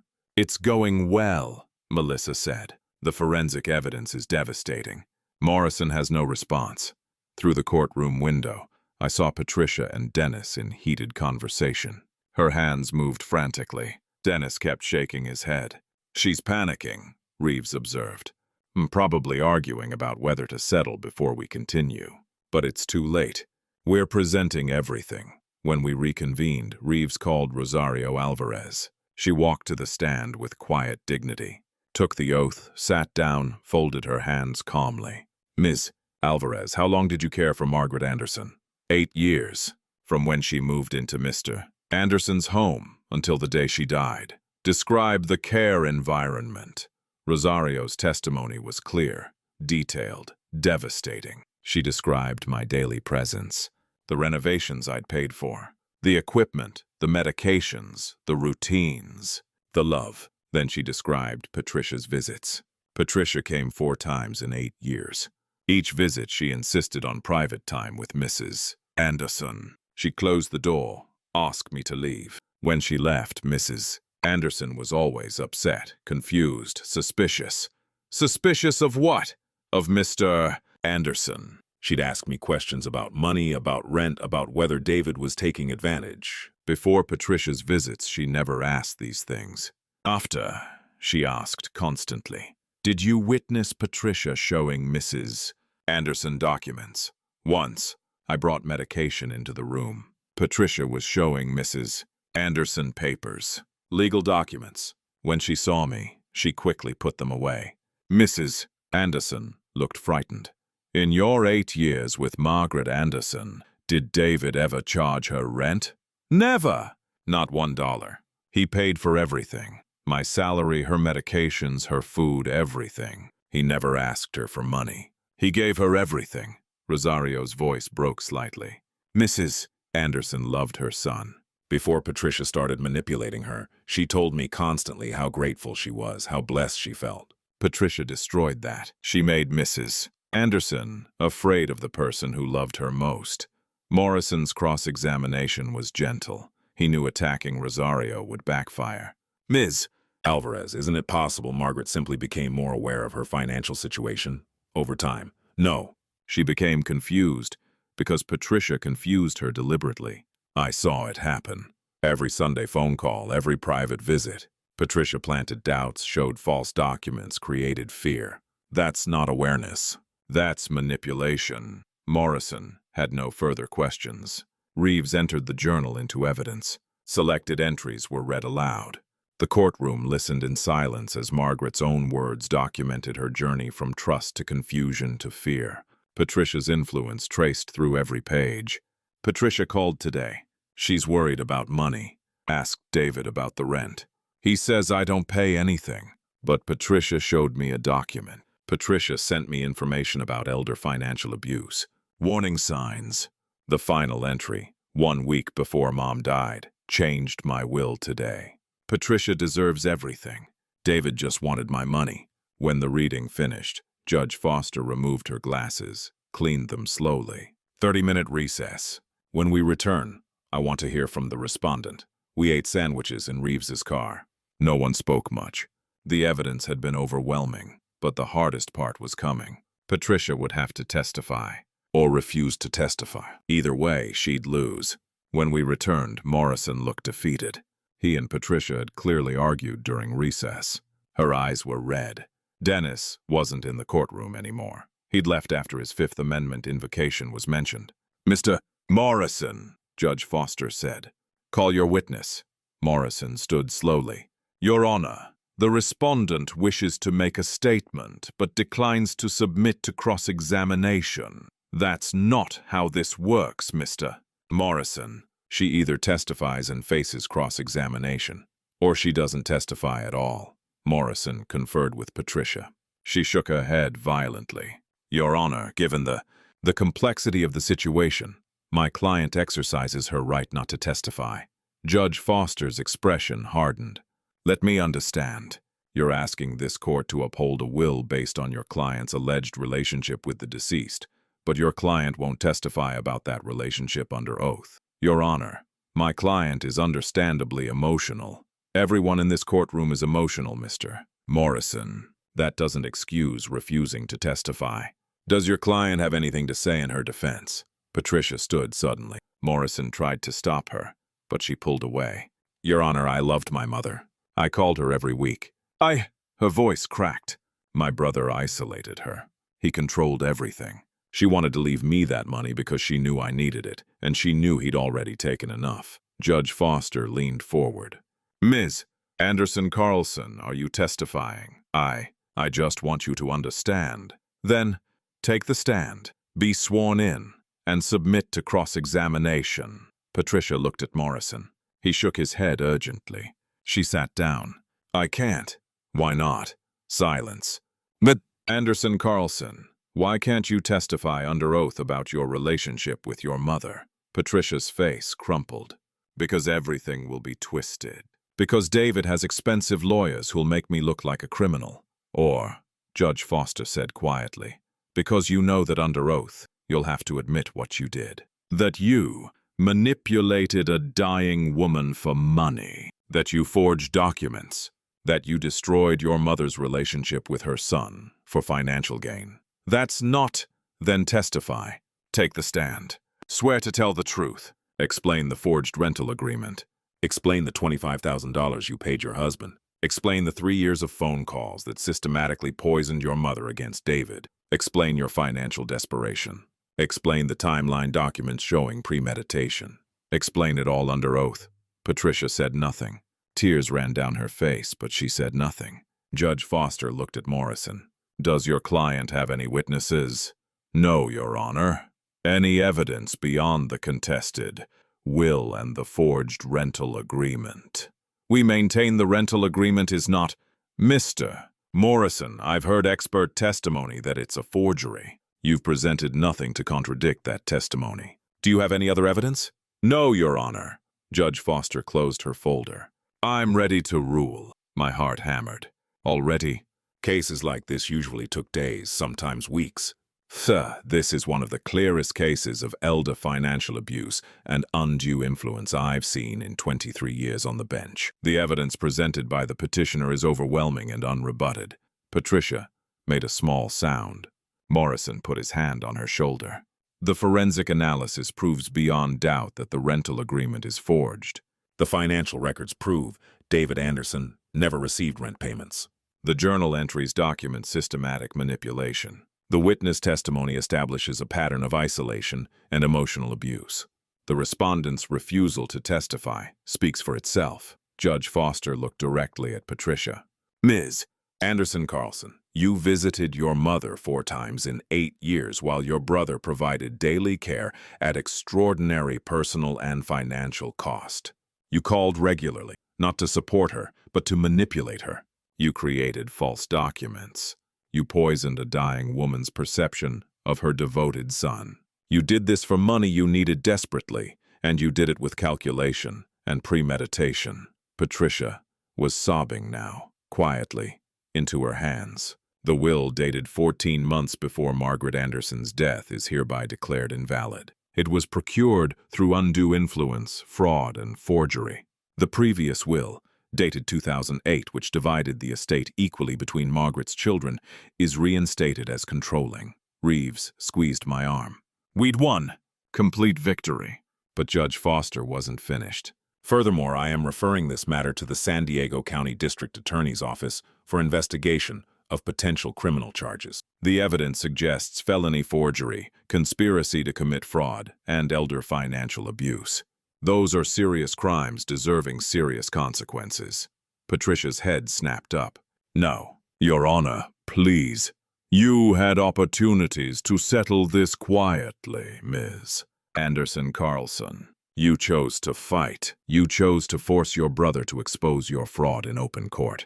These are the consequences of that choice. Judge Foster signed orders, handed them to the clerk. The estate will be divided according to the 2008 will. However, I am awarding David Anderson full reimbursement for his legal fees from Patricia's share.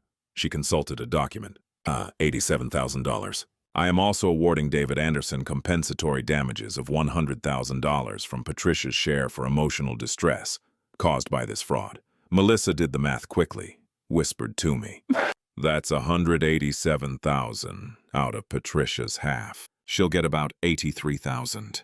You'll get $257,000 total. But it wasn't about the money. It never had been.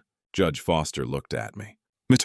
Anderson, I'm sorry for what you've endured. You provided exemplary care for your mother. You did so selflessly and generously. Your sister's betrayal of that devotion is unconscionable. I hope this ruling provides some measure of justice. Thank you, Your Honor. We're adjourned. The gavel struck. Patricia collapsed forward onto the table, sobbing. Morrison tried to comfort her, but she pushed him away. I stood, gathered my things. Didn't look at her. Didn't need to. In the hallway, Rosario hugged me tight. Justice for Mrs. Anderson, she whispered. She would be so proud of you. Chen shook my hand. Complete victory. The judge didn't just rule in your favor. She destroyed Patricia's credibility and referred her for prosecution. Reeves was already on his phone, coordinating with his office. I walked to the courthouse steps, stood in the San Diego sunshine. The city spread below, ordinary and indifferent. My phone buzzed. Text from Emily. I watched from the gallery. I'm so sorry, Uncle David. You deserve justice. Grandma deserved the truth. I love you. I texted back. Thank you for your courage. None of this was your fault. Behind me, the courthouse doors opened. Patricia emerged, supported by Morrison and Dennis. Her face was destroyed. Makeup smeared, eyes swollen. She saw me. Stopped. For a moment, we stood 30 feet apart on the courthouse steps. Brother and sister. Family destroyed. She opened her mouth. No words came out. Then Dennis pulled her toward their car. They disappeared into the parking structure. I'd probably never speak to her again. Never see her at holidays. Never reconcile. And I was okay with that. Some betrayals were too deep. Some lies too destructive. Some damage couldn't be repaired. Reeves joined me on the steps. The DA's office will call you this week. They'll want your statement for the criminal investigation. Are you prepared for that? Yes. Patricia could face prison time. 3 to 5 years for elder abuse. Another 2 to 4 for forgery. Are you prepared for that too? I thought about Mom's journal. The fear Patricia had created. The love Patricia had destroyed. She created this situation. She made every choice. Whatever consequences come are hers to bear. Reeves nodded. Spoken like a man who's made peace with difficult truth. We walked to the parking garage together. The afternoon stretched ahead. Ordinary and new. The war was over. I'd won. But more importantly, the truth had won. Mom's memory was cleared of lies. The record showed who'd truly loved her. Who'd truly sacrificed. That mattered more than money. More than inheritance. More than revenge. The truth mattered. And now the truth was official, documented, sealed in court records forever.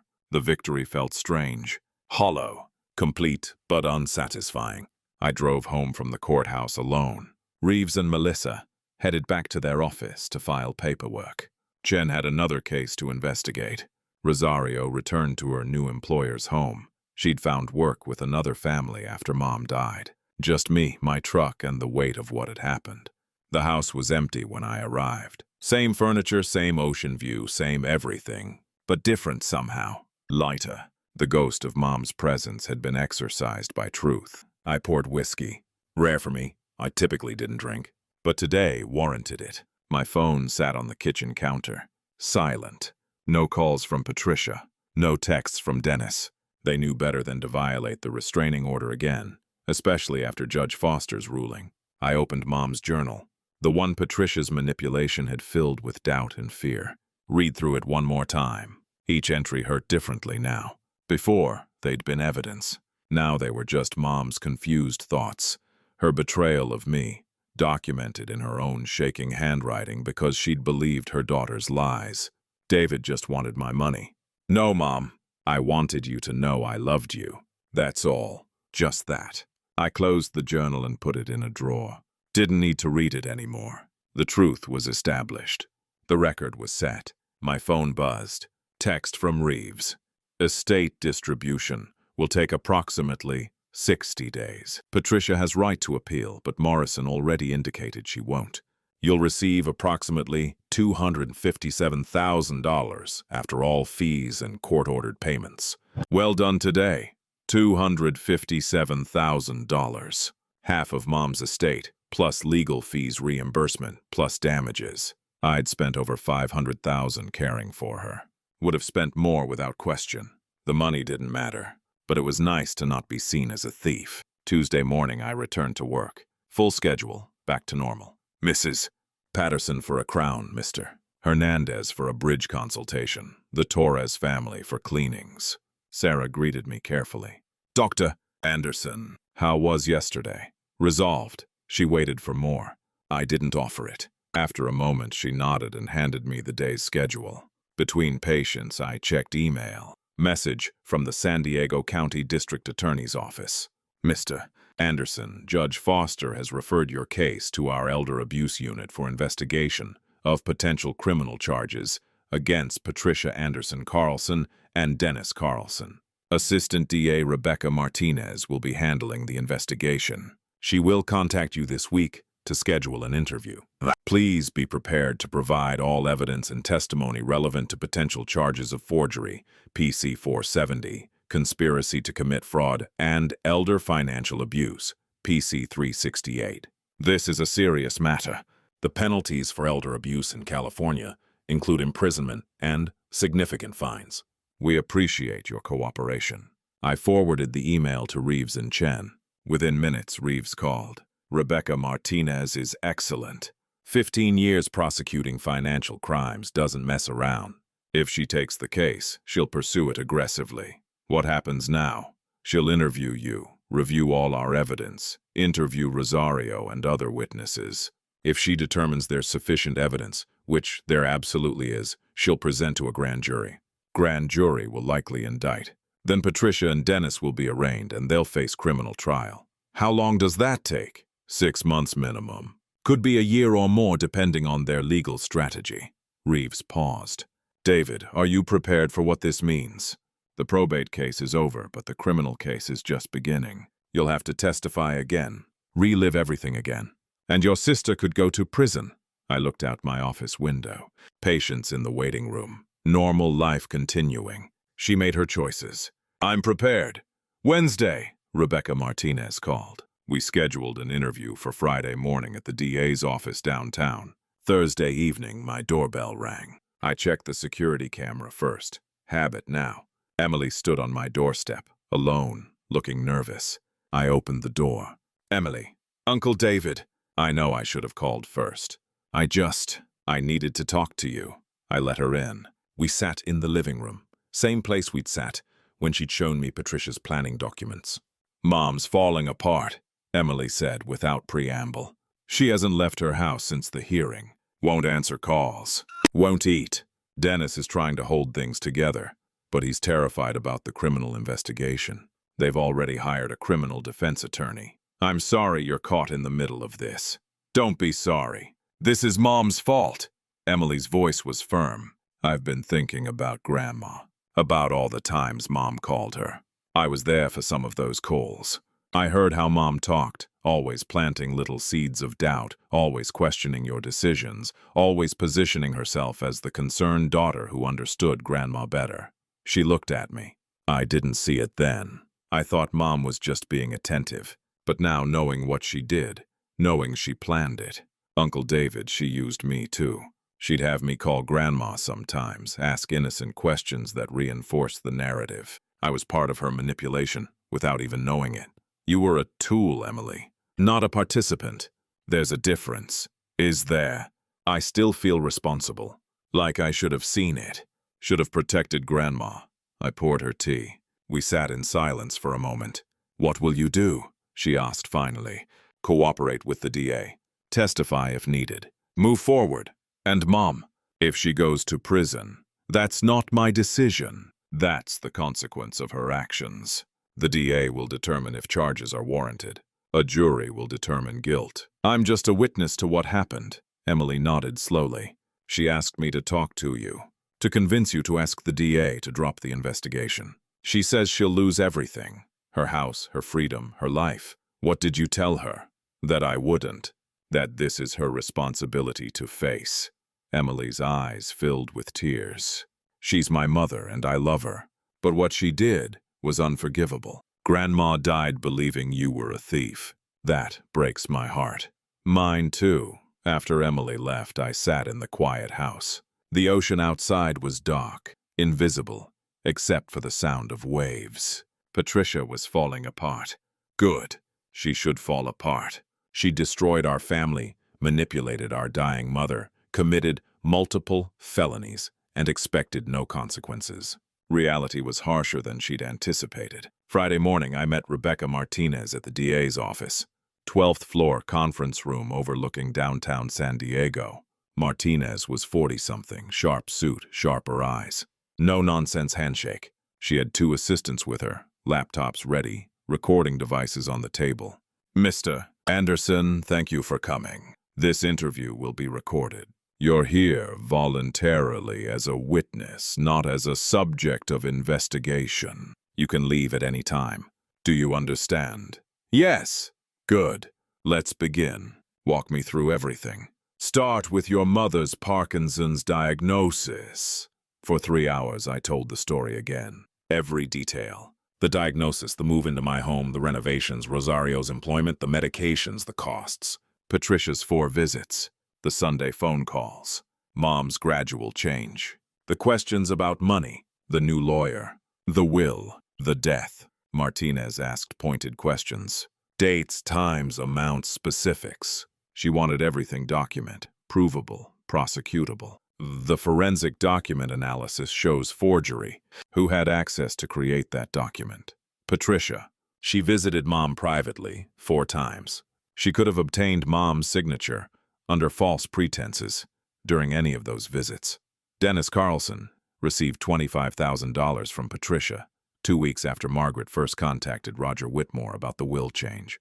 What's your understanding of that payment? Payment for legal services related to manipulating the estate.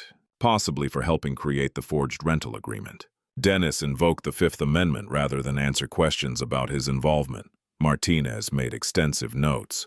Mr. Anderson, in California, elder financial abuse is a serious crime. If we prosecute, we'd charge Patricia with felony elder abuse under Penal Code 368, taking or appropriating property of an elder through fraud or undue influence. That carries 2 to 4 years in state prison. We'd also charge forgery under Penal Code 470, 2 to 4 years. Dennis would face conspiracy charges and potentially the same counts. Combined, they could each face 6 to 8 years if convicted on all counts. She looked at me directly. Are you prepared for your sister to go to prison? I thought about Mom's letter. You've taken so much already. Thought about 8 years of care, erased by 3 years of lies. Yes, you understand this will destroy any remaining family relationship. Patricia destroyed the family relationship when she chose to commit crimes for money. I'm just ensuring there are consequences. Martinez nodded. I've prosecuted elder abuse cases for 12 years. This is one of the most egregious. The premeditation, the forgery, the manipulation of a dying woman with diminished capacity. It's textbook. We're moving forward with charges. Grand jury will convene within 30 days. After the interview, I drove to the cemetery, stood at Mom's grave in afternoon sunshine. The truth is out now, I said to the headstone. Judge Foster ruled. The DA is prosecuting. Everyone knows Patricia lied. Everyone knows I loved you. The ocean breeze carried salt air. Peaceful. I wish you'd known the truth before you died. That's the part that hurts most. You died believing I'd betrayed you. I can't fix that, but I can make sure the record is correct. Make sure no one else believes Patricia's lies. I placed flowers on the grave. White roses. Mom's favorite. I'm gonna be okay, Mom. Eventually. It'll take time, but I'll be okay. The following week passed in strange normalcy. Patience, procedures, paperwork. Life continuing despite everything. Chen called Wednesday with an update. The grand jury is scheduled for 2 weeks from now. Martinez is presenting the case herself. She's confident they'll indict on all charges. Elder abuse, forgery, conspiracy. Patricia and Dennis will both be charged. What happens after indictment? Arraignment within 10 days. They'll be formally charged, enter pleas, bail will be set. Given the nonviolent nature of the crimes and their lack of prior records, they'll likely be released on bail. But they'll be facing serious felony charges with significant prison time if convicted. Thursday, my office phone rang. Sarah's voice on the intercom. Dr. Anderson, there's a Mr. Morrison on the line. Says it's urgent regarding the Anderson estate matter. I'll take it. Morrison's voice was strained. Mr. Anderson, I'm calling on behalf of Patricia. She wants to meet with you, in person, to apologize, to try to make things right. No, please hear me out. She's devastated. She knows what she did was wrong. She wants to take responsibility. Then she can take responsibility by pleading guilty when she's arraigned. Mr. Anderson, she's asking for mercy. The DA is pressing criminal charges. Patricia could go to prison. Her life is destroyed. If you would just talk to her, maybe write a letter to the DA asking for leniency. Mr. Morrison, let me be clear. I will not meet with Patricia. I will not write any letter supporting leniency. She manipulated our dying mother, forged documents, committed multiple felonies, and destroyed my relationship with Mom for money. She deserves every consequence coming to her. But she's your sister. She stopped being my sister when she started lying to our mother about me. This conversation is over. I hung up. 5 minutes later, my cell phone buzzed. Text from an unknown number. David, please, I'm begging you. Talk to me. I made mistakes, but prison will destroy me. Please, I'll do anything. Patricia, using someone else's phone to circumvent the restraining order. Classic Patricia. I forwarded the text to Reeves and Martinez. Another violation. More evidence. Martinez called back within an hour. That text is a clear violation of the restraining order and potential witness tampering. I'm adding it to the evidence file. If she contacts you again, call the police immediately. Will do. Mr. Anderson, I want you to prepare for escalation. Patricia is desperate. Desperate people do unpredictable things. She's facing serious prison time. Her financial situation is collapsing. She may try more aggressive approaches to pressure you. Stay vigilant. That evening, I installed additional security cameras. Front door, back door, driveway, garage. Connected to my phone. Motion-activated alerts. Paranoid? Maybe.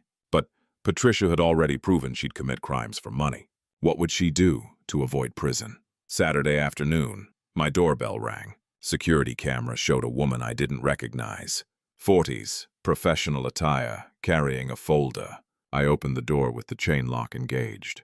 Yes, Mr. Anderson? I'm Julia Peters. I'm a private investigator, hired by Patricia Anderson Carlson. She held up a business card. I'd like to ask you a few questions about your mother's care. You're working for Patricia?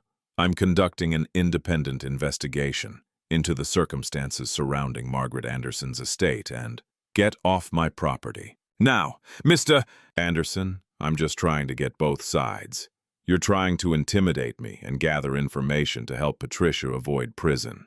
Leave now or I'm calling the police. She didn't move. I pulled out my phone, started dialing. She left.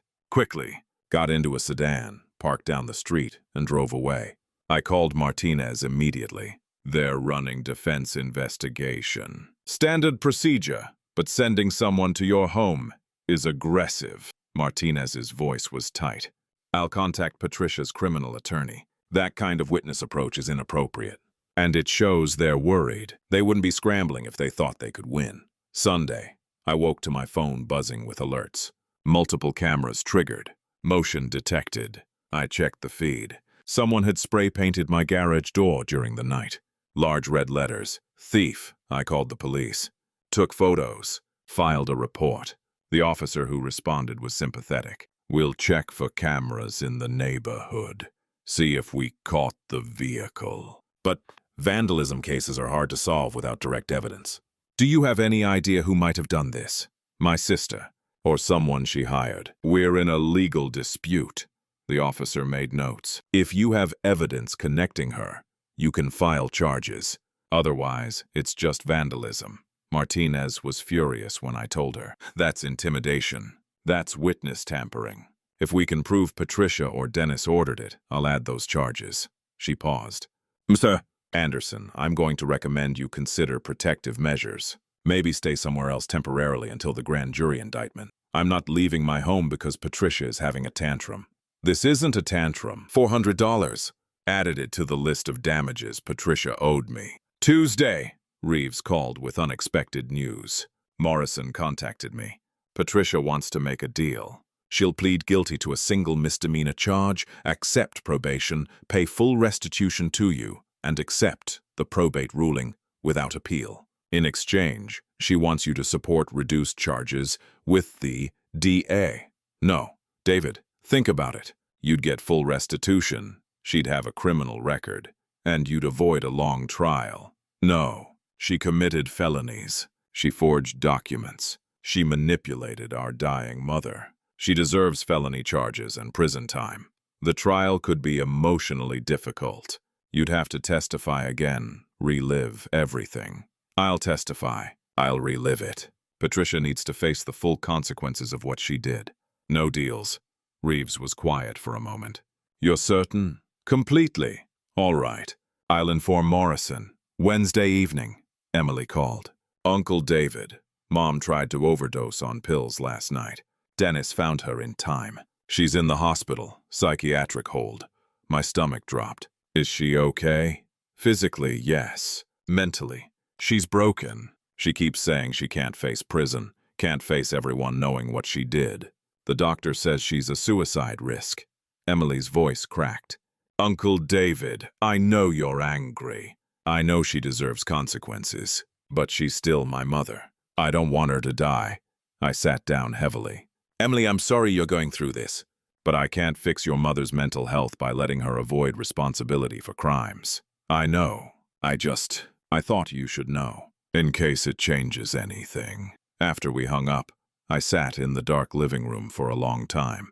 Patricia had tried to kill herself, was hospitalized, was falling apart completely. Part of me felt satisfaction. She was experiencing consequences, facing reality, breaking under the weight of her actions.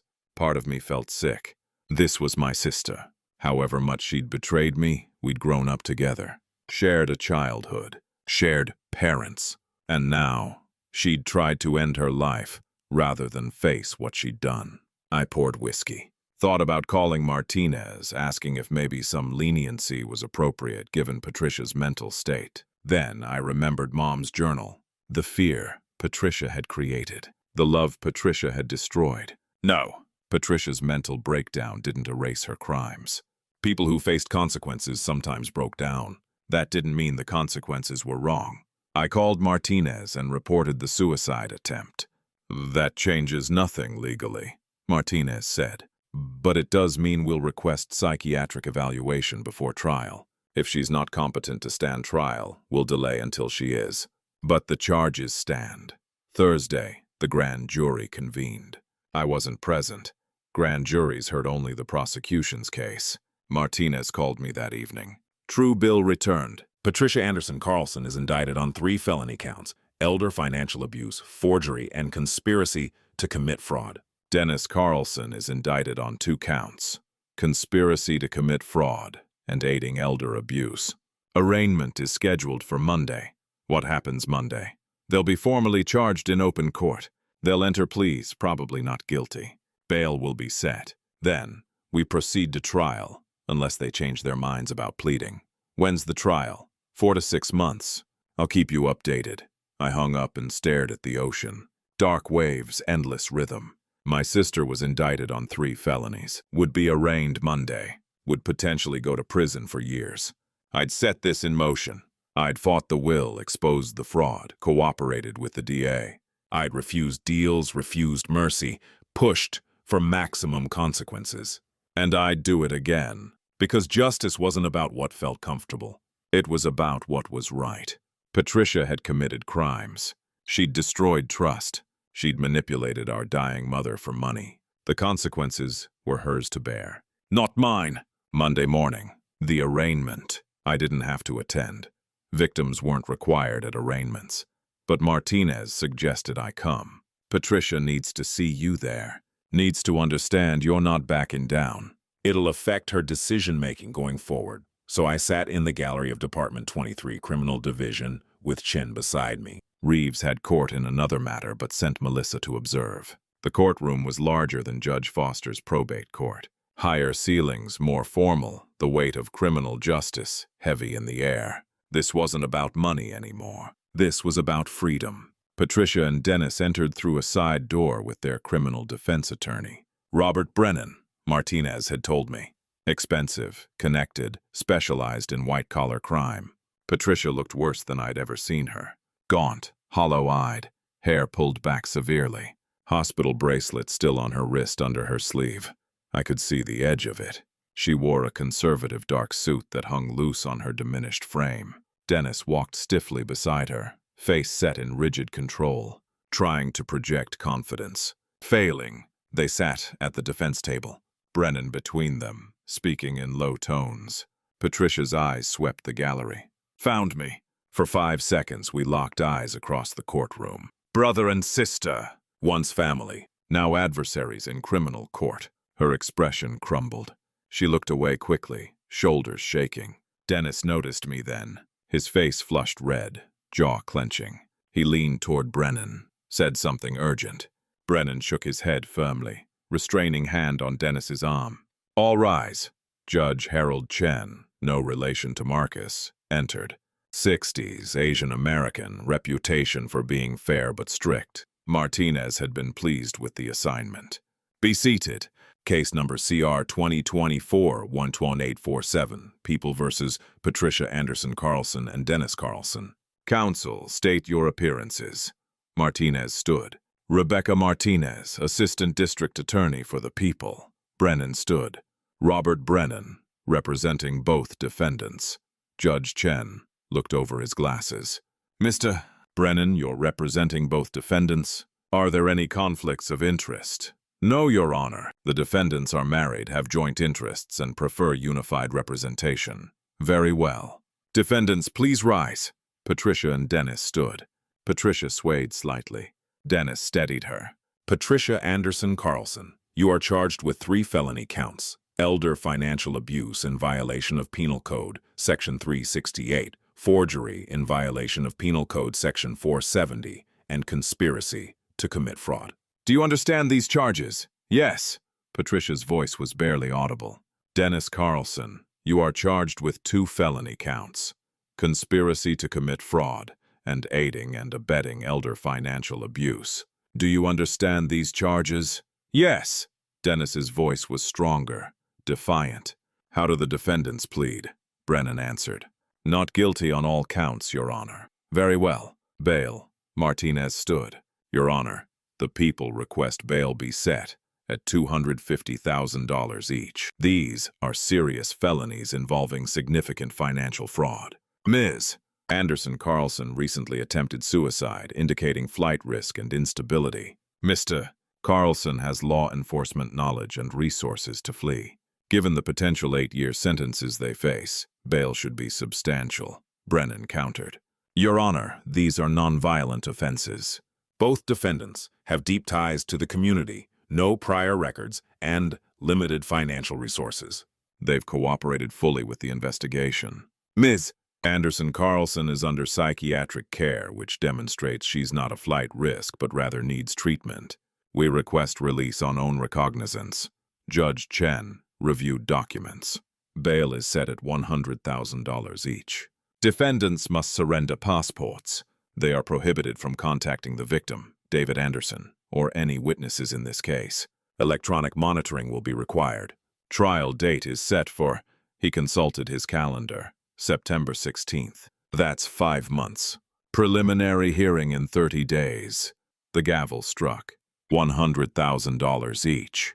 $200,000 total. Patricia and Dennis would have to come up with $20,000 in bail bondsman fees to get released. Money they didn't have.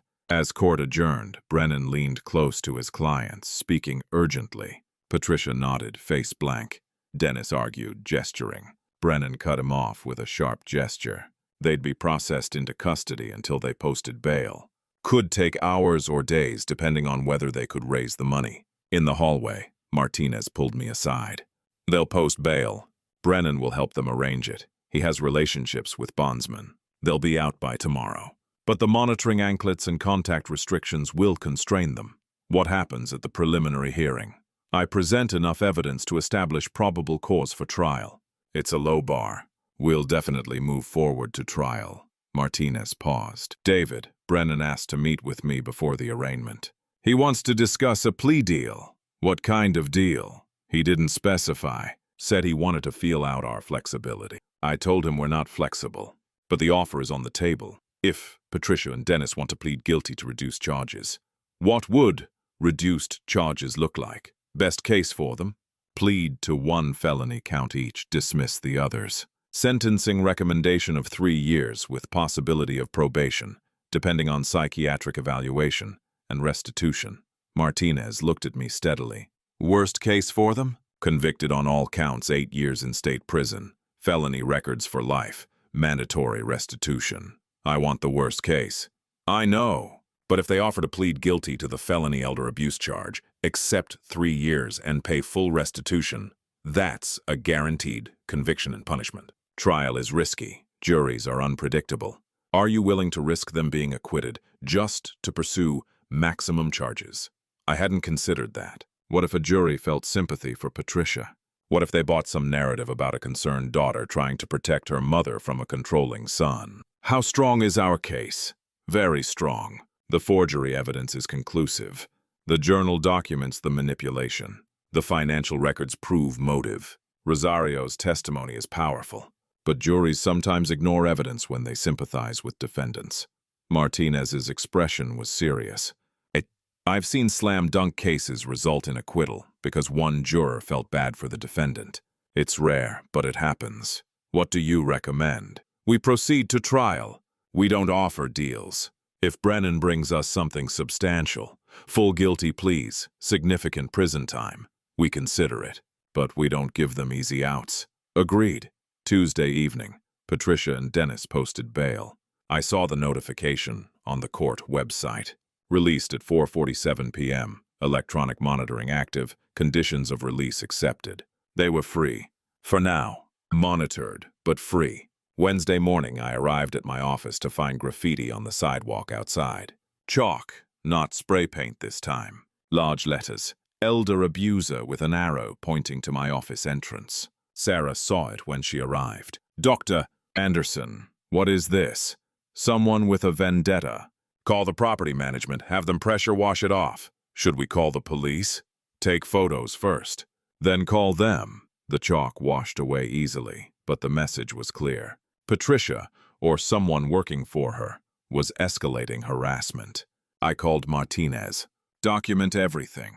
Photos, police reports, security footage if you have it. This is witness intimidation. If we can connect it to Patricia or Dennis, it's another charge. She sighed. David, they're desperate. The trial date is set. They're facing serious time. Desperate people do increasingly reckless things. Should I be worried about my safety? Truthfully, yes. Not that I think they'd physically harm you. They're not violent criminals. But financial desperation plus criminal charges equals unpredictable behavior. Stay vigilant. Thursday, I received a letter. Hand-delivered to my office. No postage, no return address. Sarah brought it to me, looking concerned. This was on the reception desk when I came back from lunch. Nobody saw who left it. I opened it carefully. Single page, handwritten. Patricia's writing. David, I know I'm not supposed to contact you. I know you hate me. I deserve your hate. But please read this. I'm not asking for forgiveness. I know what I did was unforgivable. I manipulated Mom. I lied. I forged that document. I destroyed everything good between us. I did it because I was desperate, drowning in debt, and I convinced myself it was justified. I was wrong. Mom loved you. Deep down, even with everything I told her, she loved you. The night before she died, she said your name. David, she asked for you. I should have called you. I didn't. That's another thing I can never take back. I'm not asking you to drop the charges. I know I deserve prison. But I'm asking you to talk to Emily. She's cutting me out of her life. She won't speak to me, won't visit. She says I'm a monster. I can handle losing you. I can handle prison. But losing my daughter, David, that's destroying me worse than anything else. Please tell her I'm sorry. Tell her I love her. Tell her I understand why she hates me, but that I'll always be her mother. I'm sorry for everything. I know sorry doesn't fix anything, but I needed to say it. Patricia. I read it twice, then photographed it and sent it to Martinez and Reeves. Martinez called immediately. That's a direct violation of the no-contact order. She's risking her bail. I'm filing a motion to revoke. She could be remanded into custody pending trial. Will that help? It'll keep her from contacting you again. And it'll show the judge she's not taking the restrictions seriously. That affects sentencing recommendations if she's convicted. Do it! But the letter haunted me, not because I believed Patricia deserved leniency. She didn't. But because of what she'd said about Mom's final night. She said your name. David. She asked for you. I called Rosario. Rosario, the night before Mom died. Was Patricia there? Yes. She came late afternoon, stayed through the evening. Dennis was with her. Did Mom ask for me? Silence on the line. Then, yes, around 7 o'clock. She was very weak, but she said, "Where's David?" "I need David." "Patricia said you were at work." "Mrs. Anderson said, call him, please." Patricia said she would, but she never did. When I offered to call you, Patricia said not to disturb you, that Mrs. Anderson would be fine until morning. My chest constricted. "Why didn't you tell me this before?" "I'm sorry, Dr. Anderson. I assumed Patricia had called you. I didn't realize you didn't know until later." By then, Mrs. Anderson had passed and her voice broke. "I'm so sorry." I hung up, sat at my desk, hands shaking. Mom had asked for me. Her final night, dying, wanting her son. And Patricia had refused to call me. That wasn't just manipulation. That wasn't just fraud. That was cruelty. Pure cruelty. I called Martinez back. Add that to the victim impact statement. Mom asked for me the night before she died. Patricia refused to call me. I never got to say goodbye because Patricia deliberately kept me away. Martinez's voice was cold. That's malicious. That goes beyond financial fraud. That's emotional abuse, denying you those final moments. "The judge will hear about it. Friday afternoon, Emily came to my office." I'd texted her, asking to meet. We sat in my private office, door closed. "Your mother sent me a letter. She asked me to talk to you." Emily's face hardened. "She has no right to ask you for anything. I'm not defending her. I'm just telling you she asked." I paused. "Emily, I need to ask you something. Are you cutting your mother out because I did? Or because you genuinely believe it's the right choice for you?" "Both. You showed me who she really is. The planning documents, the forgery, the lies. I can't have someone like that in my life. Even if she's my mother. What if she goes to prison? What if she serves time and comes out years from now? Will you still refuse contact?" Emily's eyes filled with tears. "I don't know. Right now I can't imagine ever forgiving her. She destroyed Grandma's last years. She destroyed your relationship with Grandma. She committed crimes, but she's still my mom, and some part of me still loves her, even though I hate what she did." I understood that conflict. Intimately. Emily, I can't tell you what to do with your relationship with your mother. That's your choice. But I can tell you this. Whatever you decide, make sure it's your decision. Not mine. Not the court's. Yours. What would you do? I don't know. Patricia destroyed something I can never get back. Mom's trust. Mom's final moments with me. That's not forgivable. But I'm also not you. You have different history with her. Different relationship. Emily wiped her eyes. She tried to kill herself. Did you know that? I heard. Part of me thinks she deserves it. That she should face what she did. But part of me is terrified she'll try again and succeed. Emily looked at me. Uncle David, if she dies, I'll blame myself for cutting her off. But if I let her back in, I'll hate myself for forgiving the unforgivable. There's no good choice. Then choose the one you can live with, the one that lets you sleep at night. After she left, I sat in my office as evening fell. The city lights came on below, San Diego transforming from day to night. Patricia's letter, Mom's final words asking for me. Emily's impossible choice. The criminal trial looming. The consequences were spiraling beyond just Patricia's punishment. Emily was traumatized. I was reliving pain constantly. The family was destroyed completely. Was this justice? Or was this just more damage on top of damage? My phone rang. Chen. David, we have a problem. Someone leaked details of the criminal case to the media. There's an article in the San Diego Tribune about the elder abuse charges. Your name is in it. My stomach dropped. What does it say? Headline is Local Dentist's Mother Allegedly Defrauded by Daughter in Estate Case. It's factual, cites court records, mentions the forgery evidence. But it's public now. Your patients will see it. Your colleagues. Everyone. I pulled up the article on my phone. Read it quickly. Factual but sensational. Every ugly detail. The $340,000. The forgery. Patricia's suicide attempt. Dennis's Fifth Amendment invocation. My name, my practice, everything. Comment section was already active. Good for him for standing up to family fraud. Sounds like he's vindictive TBH, she's his sister. Elder abuse is serious. Lock her up. Why is he destroying his own family over money? Public opinion divided. Some supportive, some critical. Everyone with an opinion about my family's private tragedy. Saturday morning, my office phone started ringing.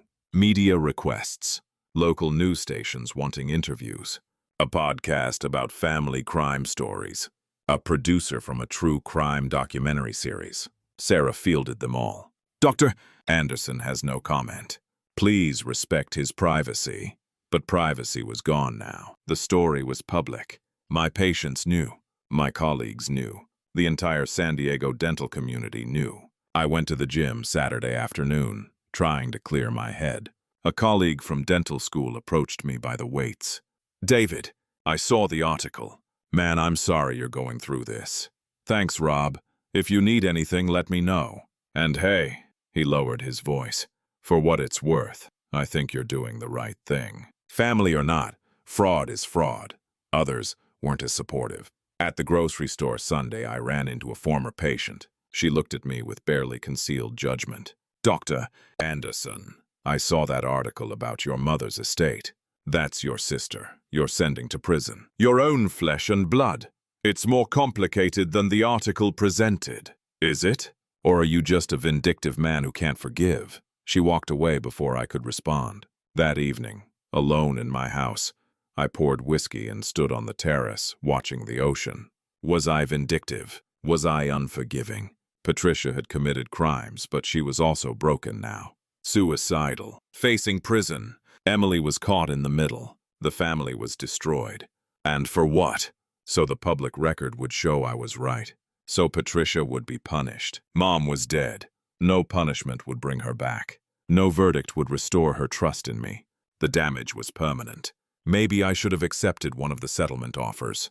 Taken the money, let Patricia avoid prison, moved on with my life. But then I thought about the letter. You've taken so much already. Mom had died believing I'd stolen from her, believing I was a thief. That belief had been created deliberately, systematically, through forged documents and calculated manipulation. If I let Patricia walk away with reduced charges or probation, what message did that send? That elder abuse was tolerable. That manipulating dying parents was just a family matter. No, justice mattered. Consequences mattered. Patricia had made choices. She'd forged documents. She'd manipulated our mother. She'd committed felonies. The fact that she was now suffering consequences didn't make the consequences wrong. It made her crimes real. I finished my whiskey and went inside. Monday morning, Martinez called. Motion to revoke Patricia's bail was granted. She violated the no-contact order with that letter. She's being remanded into custody pending trial. They're picking her up this afternoon. How long will she be in custody? Until trial or until she posts substantially higher bail, which she can't afford. She'll be in county jail for the next 5 months. Martinez paused. David, this is going to escalate media attention. Woman jailed for writing letter to brother. Headlines write themselves. I didn't ask for her to be jailed. She violated a court order. I know, but optics matter. Some people will see you as the victim demanding justice. Others will see you as the vindictive brother putting his suicidal sister in jail. Prepare for both. Tuesday morning, my office phone rang before I arrived. Sarah left a voicemail. Dr. Anderson, we've had 17 cancellations this morning. All existing patients, all citing the news article and wanting to distance themselves from the situation. I've also had 4 new patient inquiries cancel their consultations. Should I be worried? I called her back from my car. Sarah, I understand if patients want to leave. I can't control that. Continue operating normally. We'll handle whatever comes. But it stung. Patients I'd treated for years abandoning me because of negative publicity from a situation they didn't fully understand. By week's end, I'd lost 32 patients. 20% of my active roster. Some sent apologetic emails. Others just vanished, didn't return calls. Chen stopped by my office Thursday evening. I've been monitoring social media. There's a Facebook group called Justice for Patricia, started by one of her friends. 200 members already. They're organizing letter-writing campaigns to the judge, asking for leniency. Portraying Patricia as a loving daughter pushed to desperate measures by a controlling brother. Of course they are. It gets worse. They're planning a protest outside the courthouse on your preliminary hearing date. Media will be there. This is becoming a public spectacle. I stared at him. A protest for someone who forged documents and manipulated a dying woman. Welcome to the court of public opinion. Facts don't matter. Narrative matters. And the narrative they're pushing is grieving daughter versus cold-hearted brother. Chen's expression was sympathetic. David, you're winning in court, but you're losing in public perception. That matters for your practice, your reputation, your life after this is over. What should I do? Nothing. Don't engage. Don't give interviews. Don't defend yourself publicly. Let the trial speak for itself. Eventually, when the full evidence comes out, public opinion will shift. But right now, you're the villain in some people's story. That night, I couldn't sleep. Lay awake thinking about everything. Patricia in jail. Emily traumatized. My practice losing patience. Public protests. Media frenzy. All because I'd chosen to fight for justice. For truth. For Mom's real wishes to be honored. Was it worth it? I thought about Mom's voice asking for me the night before she died. Patricia refusing to call. That final goodbye stolen from me. Yes, it was worth it. Even if it cost me patience. Even if it cost me public approval. Even if it cost me everything. Because some things mattered more than comfort. More than convenience. More than public opinion. Truth mattered. Justice mattered. Making sure elder abuse had consequences mattered. Patricia had made her choices. I'd made mine. Now we both lived with the results. The preliminary hearing was scheduled for March 18th, 6 weeks after Patricia had been remanded to county jail for violating the no-contact order. I arrived at the courthouse at 8:30 a.m. Martinez had warned me about the protest, but seeing it was different. Approximately 50 people lined the courthouse steps. Signs chanting, news cameras. The circus Chen had predicted. Free Patricia. Families forgive. Justice, not revenge. A woman with a megaphone led chants. What do we want? Compassion. When do we want it? Now! Chen met me at the security entrance, steering me away from the main steps. Side entrance. Media is camped at the front. Let's avoid the spectacle. We went through the employee entrance. Security recognized Martinez and waved us through. In the hallway outside Department 23, Martinez briefed me. Preliminary hearing is straightforward.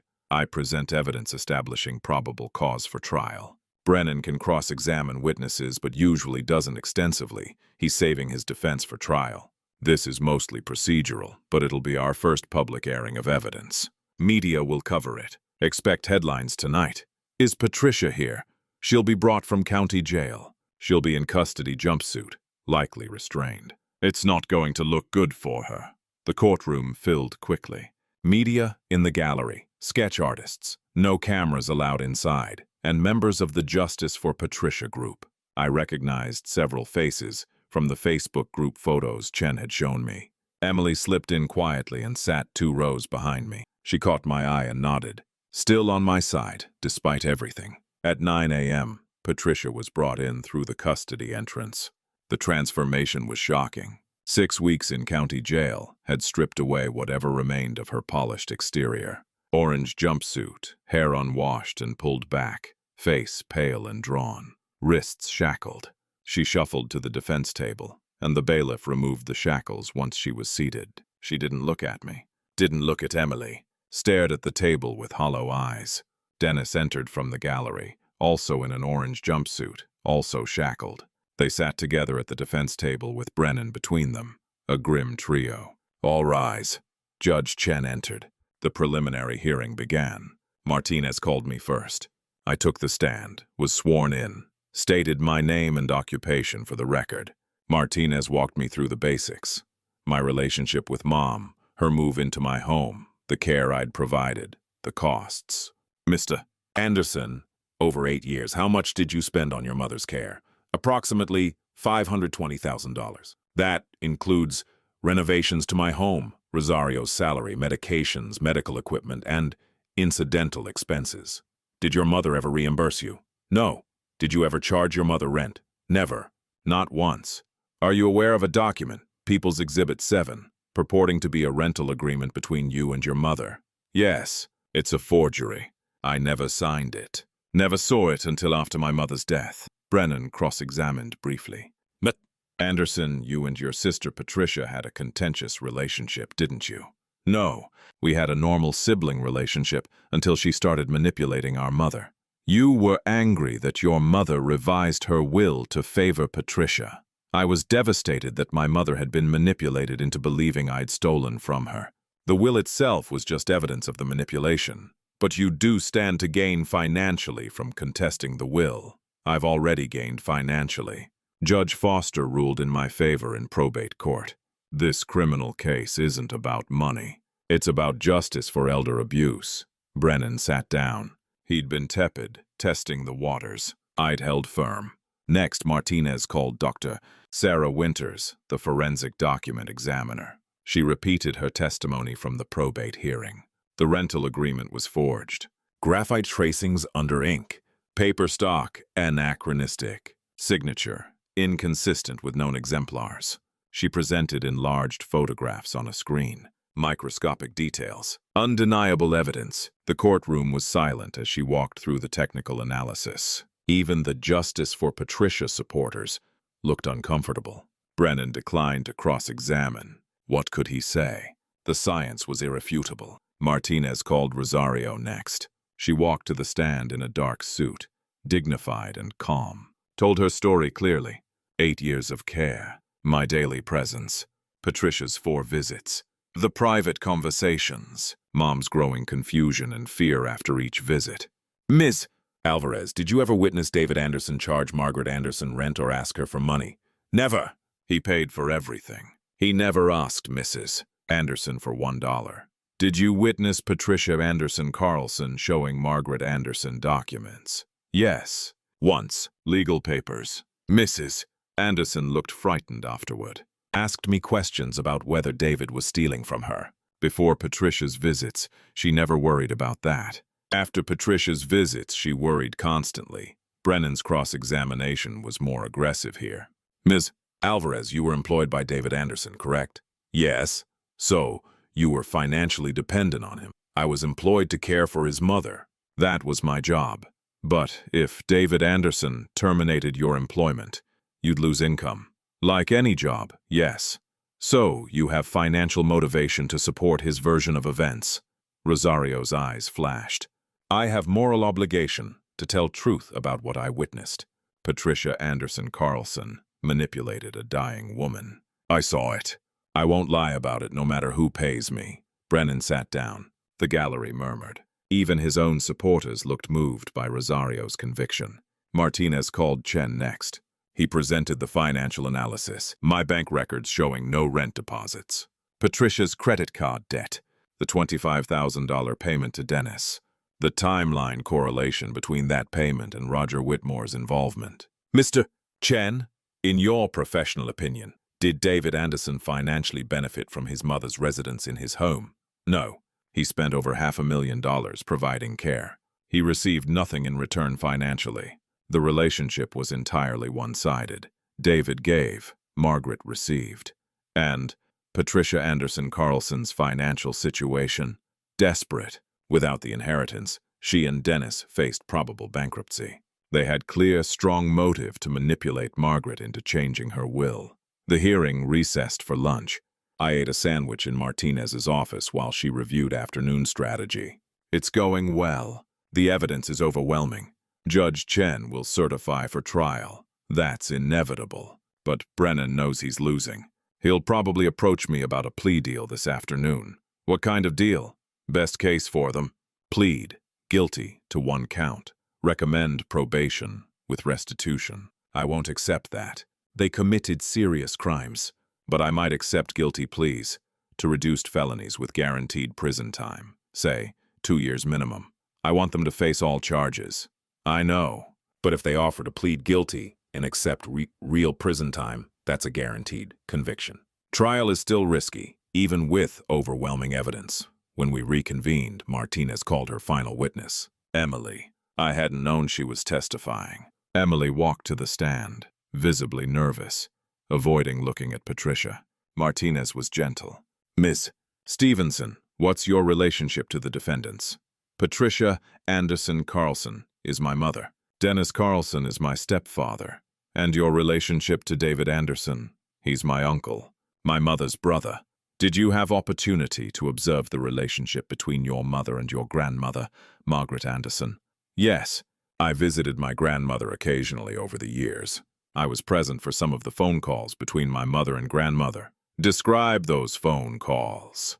Emily's voice shook slightly. My mother would talk to Grandma for hours.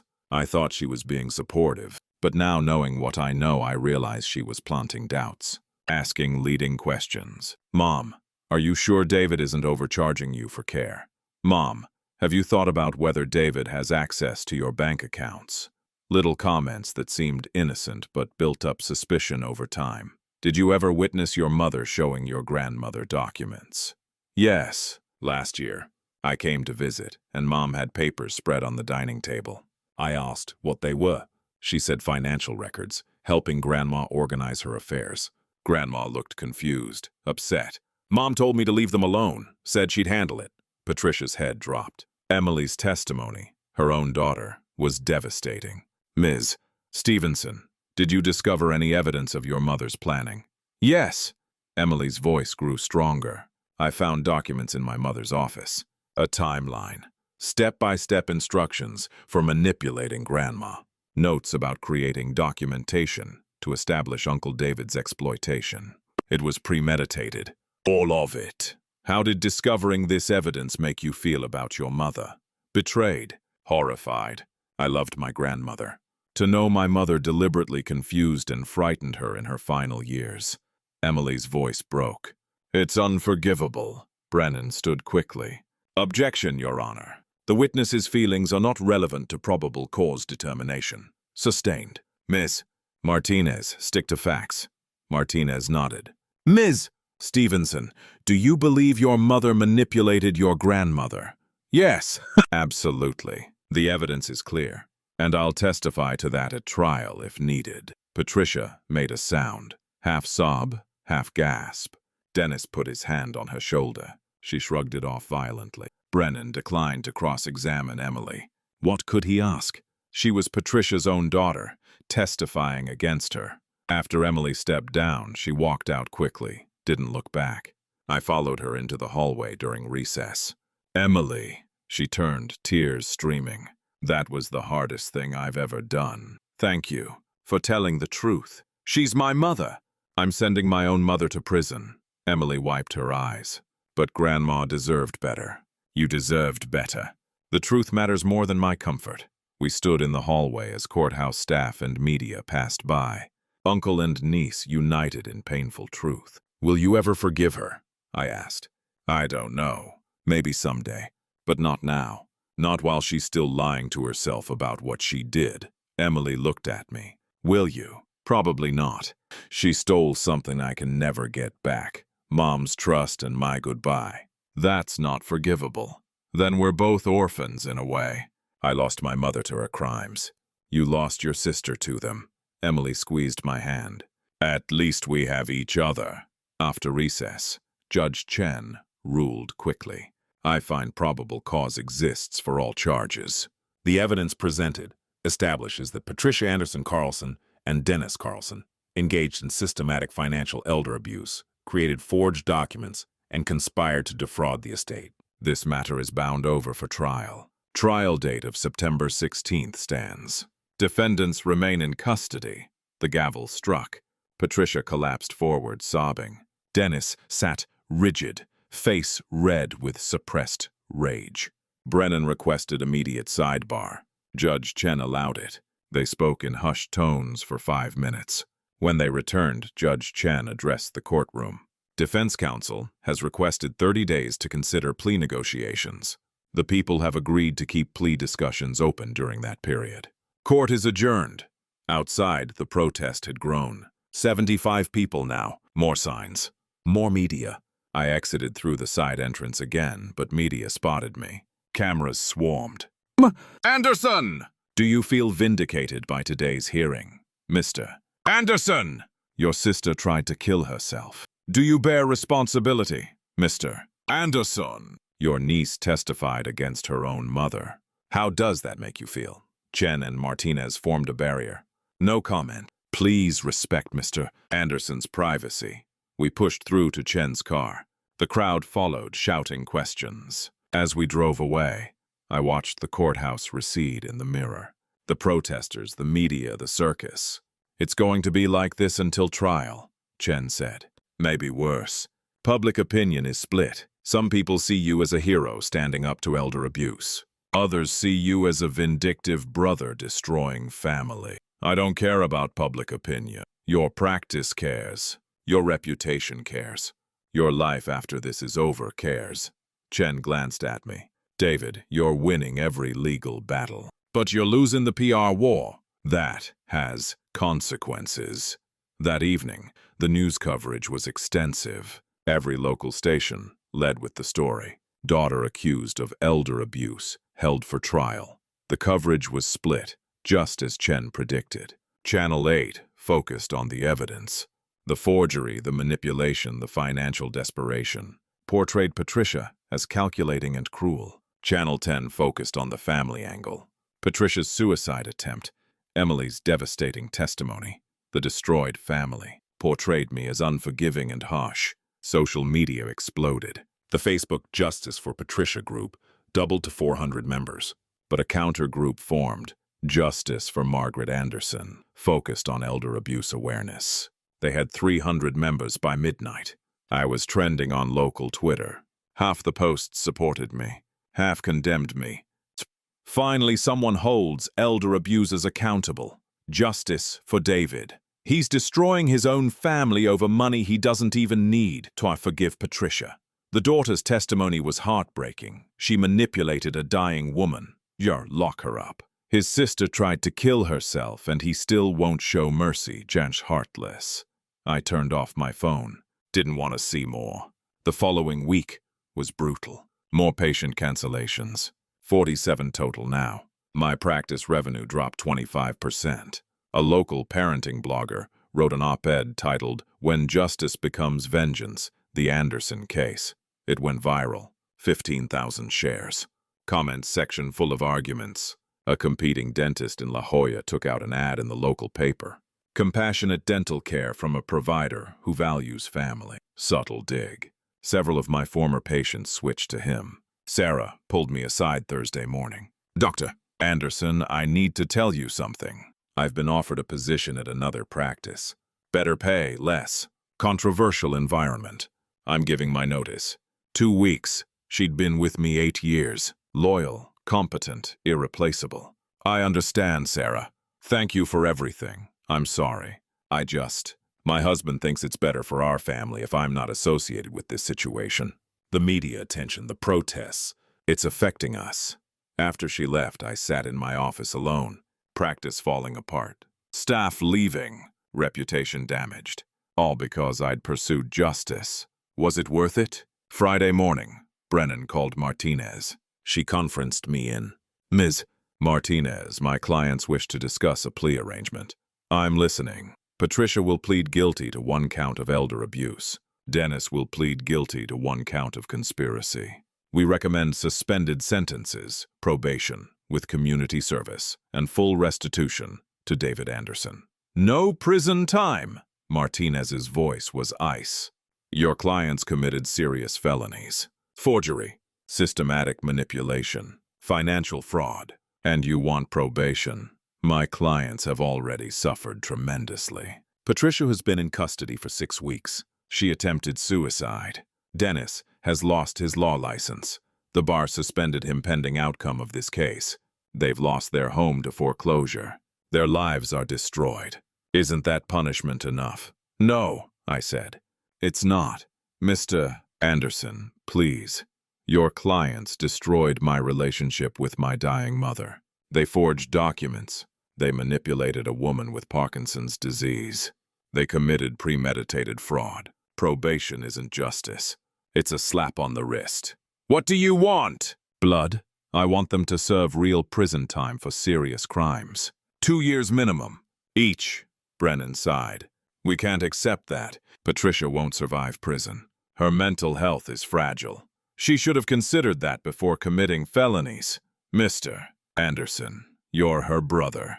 She stopped being my sister when she destroyed my mother's trust in me, when she denied me the chance to say goodbye, when she forged documents and lied for 3 years. My voice was steel. Tell your clients I'll see them at trial. Mr. Anderson, please reconsider. If we go to trial and lose, they'll face maximum sentences. 8 years. Is that what you want? Yes, that's exactly what I want. Brennan hung up. Martinez was quiet for a moment. David, I have to ask, are you sure? If they'd offered 2 years, I could have recommended acceptance. But they offered probation. They're not taking this seriously yet. Then, we go to trial and make them take it seriously. Understood. Trial preparation starts next week. That weekend was the lowest point. Saturday morning, I woke to find my house egged. Windows, door, garage, covered in dried yolk and shells. Someone had also slashed 2 of my truck tires. I called the police. They filed a report. The officer was sympathetic but realistic. Without witnesses or surveillance footage showing who did it, we can't pursue charges. Could be protesters. Could be random vandalism. No way to know. This is connected to the criminal case. Patricia's supporters? Probably. But probably isn't evidence. I'm sorry, Dr. Anderson. Document everything. Install more cameras. But we can't make arrests without proof. I had the tires replaced. $380. Had the house power washed. $200. More money. More hassle. More consequences for seeking justice. Sunday evening, I sat on my terrace with whiskey, watching the sunset. The ocean was gray and cold. March wind biting. My phone buzzed. Text from Reeves.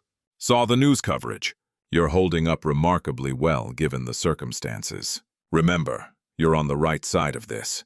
Truth will prevail. Truth will prevail. Easy to say. Harder to believe when your practice was falling apart. Staff was leaving, house was vandalized, and half the city thought you were a monster. I poured more whiskey. What if Patricia killed herself in jail before trial? What if the stress triggered another attempt? How would I live with that? But then I thought about Mom's journal. The systematic poisoning. The fear Patricia had created. The final night Patricia had denied me.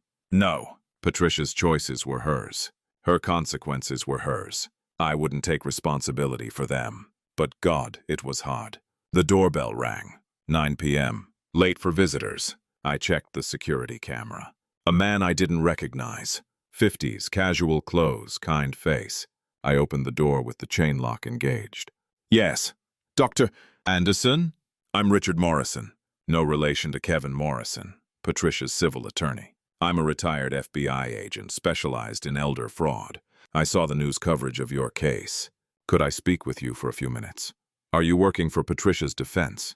No, quite the opposite. I'd like to help you. I let him in cautiously. We sat in the living room. Dr. Anderson, I investigated elder abuse cases for 28 years. Your case is textbook. Everything your sister did. The systematic manipulation, the forged documents, the financial desperation driving criminal behavior. I've seen it dozens of times. Why are you here? Because I saw the news coverage portraying you as vindictive, as someone destroying family over money. And I wanted you to know, you're not. You're a victim standing up to abuse. That takes courage most people don't have. His words hit harder than expected. I hadn't realized how much I needed to hear them. The public doesn't see it that way. The public rarely sees elder abuse clearly. It's hidden in families. Victims are often blamed. They must have been bad parents or controlling or deserving of exploitation. It's wrong, but it's common. Richard leaned forward. Dr. Anderson, you did everything right. You provided care. You documented evidence. You pursued legal recourse. You refused to let criminals escape consequences. That's exactly what victims should do. It doesn't feel right.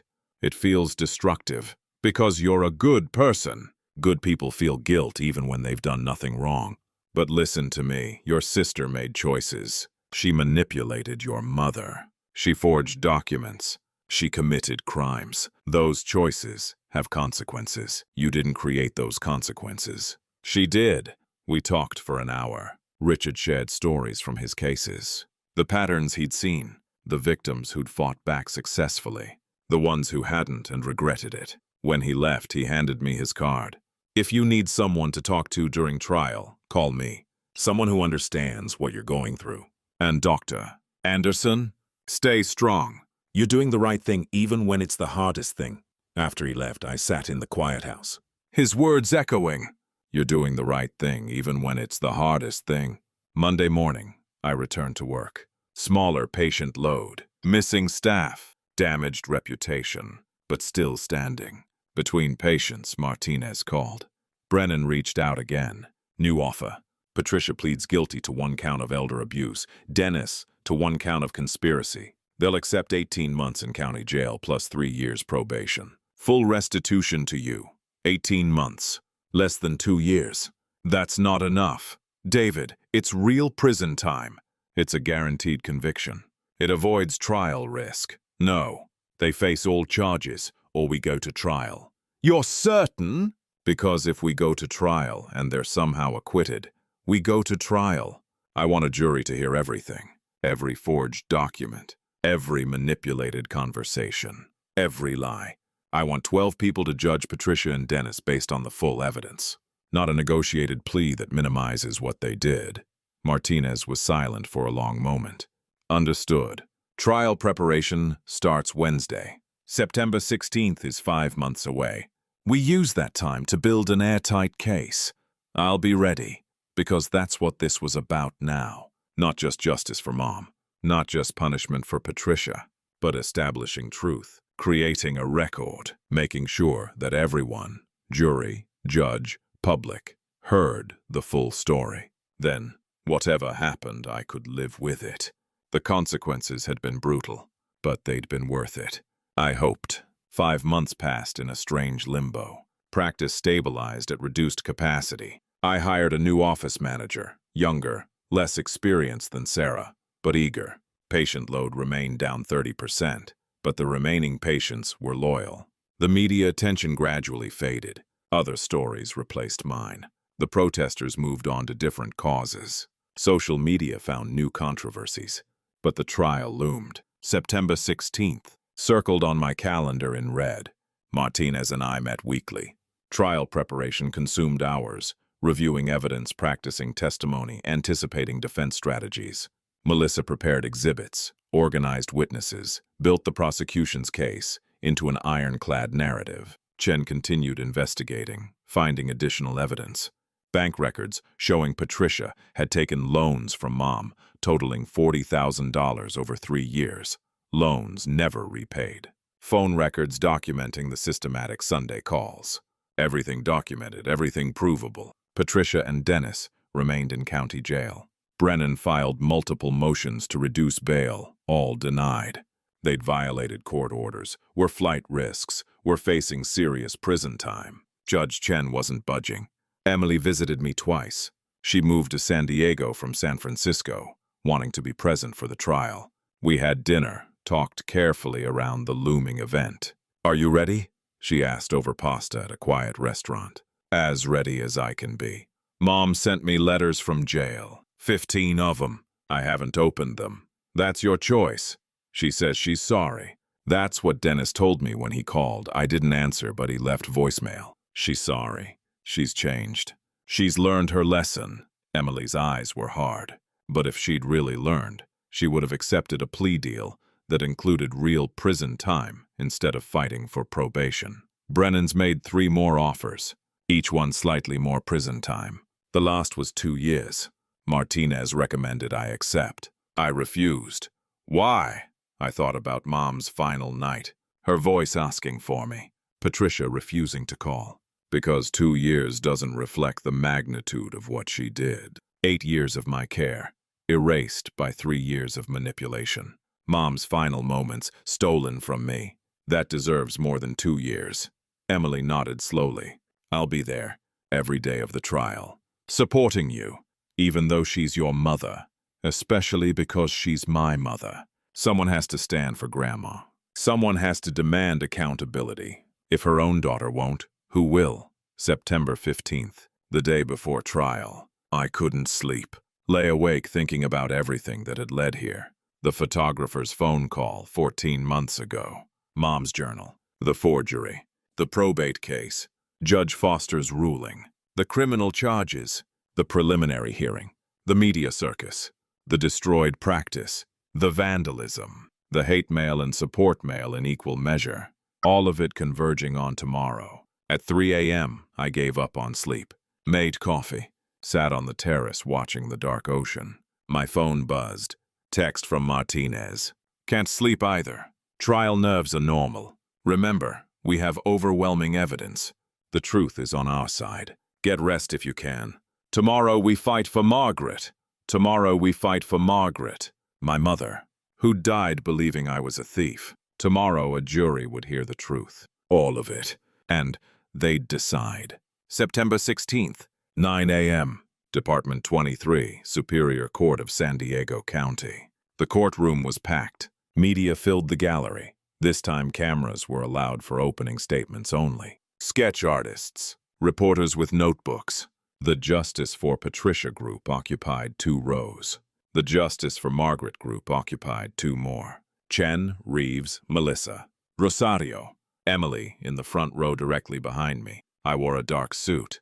Conservative tie. Professional appearance. Victim seeking justice, not vengeance. Patricia and Dennis were brought from custody. 5 months in county jail had aged them both. Patricia was gaunt, hollow-eyed, haircut short. Prison regulations. Orange jumpsuit, shackles removed when she sat at the defense table. Dennis beside her, equally diminished, beard grown out, eyes darting nervously. Brennan sat between them, expensive suit contrasting sharply with his client's prison attire. The jury entered. 12 citizens of San Diego County. 7 women, 5 men. Ages ranging from mid-20s to late 60s. Diverse backgrounds, professions, perspectives. They'd been selected over 3 grueling days of voir dire. These 12 would decide Patricia and Dennis's fate. Judge Chen entered. All rise. We stood. Sat. The machinery of justice grinding into motion. Ladies and gentlemen of the jury, we're here for the trial of people versus Patricia Anderson Carlson and Dennis Carlson. The defendants are charged with multiple felony counts of elder financial abuse, forgery, and conspiracy to commit fraud. You've been sworn to render a fair verdict based solely on the evidence presented. Opening statements will begin now. Judge Chen looked at Martinez. Ms. Martinez, you may proceed. Martinez stood, walked to the jury box. Calm, professional, deadly serious. Ladies and gentlemen, this case is about betrayal. The betrayal of a dying woman by the daughter she trusted. The betrayal of a devoted son by the sister he'd helped financially for years. And the betrayal of truth by 2 people desperate for money they didn't earn and didn't deserve. She paused, letting it sink in. Margaret Anderson was 83 years old with Parkinson's disease when her daughter Patricia began a calculated, systematic campaign to destroy Margaret's relationship with her son, David. Why? Because Patricia was drowning in $93,000 of credit card debt. Because her husband Dennis's law practice was failing. Because Margaret's $340,000 estate represented their financial salvation. Martinez walked along the jury box.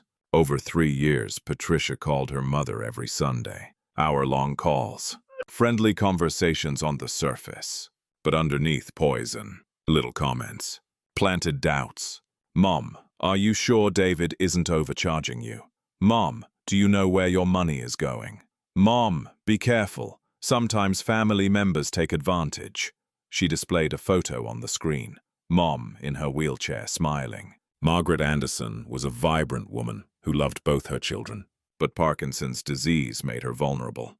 Confused, and Patricia exploited that vulnerability ruthlessly. She created a forged rental agreement claiming David charged $4,000 monthly rent.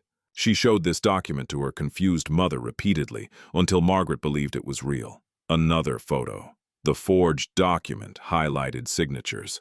The evidence will show this document is a forgery. Expert forensic analysis proves it. The signature was traced with pencil, then inked over. The paper stock dates to 3 years after the document's alleged creation. It's fake, fabricated, Criminal. Martinez pointed at Patricia. Patricia Anderson Carlson paid her husband Dennis $25,000, money borrowed from David, to help execute this scheme. Dennis, a lawyer, knew how to make the fraud look legitimate. He called Margaret directly, coaching her, feeding the narrative that David was stealing. She let that hang in the air. The result: Margaret changed her will 14 months before her death, left everything to Patricia, left nothing to David except a letter saying, "You've taken enough already." Margaret died believing her devoted son was a thief. She died frightened and manipulated. She died asking for David in her final hours, and Patricia refused to call him. David never got to say goodbye to his mother because Patricia deliberately kept him away. Martinez's voice hardened. This wasn't a family dispute. This was premeditated elder financial abuse. Forgery. Fraud. Crimes that deserve serious consequences. The evidence will prove beyond any reasonable doubt that Patricia and Dennis systematically abused a vulnerable elderly woman for financial gain. And at the end of this trial, we'll ask you to find them guilty on all counts. Thank you. She sat down. The jury looked somber, engaged. Good start. Brennan stood for the defense. He approached the jury with a softer demeanor, sympathetic, almost apologetic. Ladies and gentlemen, my clients made mistakes. Patricia Anderson Carlson will not deny that she had financial problems. Dennis Carlson will not deny that he spoke with Margaret about her estate. But mistakes are not crimes. Desperation is not malice. And family complexity is not elder abuse. He gestured to Patricia, sitting small and broken at the defense table. Look at Patricia. Does she look like a criminal mastermind? Or does she look like a desperate mother and daughter who made terrible choices in a moment of financial crisis? Martinez's face remained neutral, but I could feel her controlled anger. The prosecution will paint Patricia as calculating and cruel. They'll show you a rental agreement and call it forgery. They'll show you financial records and call it fraud. But the truth is more complicated. Margaret Anderson was confused in her final years. The Parkinson's affected her cognition. She struggled to remember things, to separate fact from fear. Brennan walked along the jury box. Did Patricia talk to her mother about money? Yes. Did she express concerns about David's control over Margaret's life? Yes. But that's not manipulation. That's a worried daughter trying to help her mother. Margaret chose to change her will. No one forced her. She signed that document willingly, whatever its origin. She made a choice about who she wanted to inherit her estate. He paused dramatically. The prosecution wants you to believe this is black and white. Evil daughter versus saint son. But families are messy. David provided physical care. Yes, but was he controlling? Did he isolate Margaret from other family? Did Patricia genuinely believe her mother was being taken advantage of? These are reasonable questions. Brennan's voice softened. Patricia has already paid a terrible price. 5 months in jail. Suicide attempt. Daughter refusing to speak to her. Marriage strained. Life destroyed. Isn't that punishment enough? Does she really need to spend years in prison for trying to help her mother, however misguided that attempt was? He returned to the defense table. We ask you to consider the full context. The desperation, the family dysfunction, the honest mistakes versus criminal intent. And at the end of this trial, we believe you'll find reasonable doubt. Thank you. He sat down. Patricia was crying quietly. Dennis stared at the table. The jury looked less certain now. Brennan had done his job, planted doubt, created sympathy, complicated the narrative. Judge Chen called a 10-minute recess. In the hallway, Martinez pulled me aside. Brennan's going for jury sympathy, playing the desperate mother card. We counter with facts. Cold, hard, irrefutable facts. The forensics don't lie. The financial records don't lie. They do. What if it works? What if the jury feels sorry for her? Then we remind them that feeling sorry for criminals doesn't mean letting them escape consequences. Child abusers often have sad stories. Doesn't excuse the abuse. Martinez's eyes were steel. We present the evidence methodically. Build an unshakable case. Make it impossible for them to acquit without ignoring facts. The trial resumed. Martinez called her first witness. The people call Dr. Sarah Winters. The forensic document examiner took the stand. Over 90 minutes, She walked the jury through the rental agreement analysis. Microscopic photographs on the screen. Chemical analysis. Paper dating. Signature comparison. This document is a forgery, she concluded. It created years after its alleged date, using a traced signature. No competent examiner would reach any other conclusion. Brennan's cross-examination tried to introduce doubt. Dr. Winters, isn't it possible someone other than Patricia created this document? Possible, but unlikely. Patricia had motive, access to Margaret, and opportunities during her 4 private visits. But you can't definitively prove Patricia herself held the pen. I can prove the document is forged. Who held the pen is for the jury to determine based on all evidence. Next, Martinez called me. I took the stand, placed my hand on the Bible, swore to tell the truth. For 3 hours I told my story. Every detail. Mom's diagnosis. The move into my home. The renovations. Rosario's employment. The daily care. The costs. $520,000 documented with receipts and bank statements entered as exhibits. Patricia's 4 visits. The phone calls. Mom's gradual change from trusting to fearful.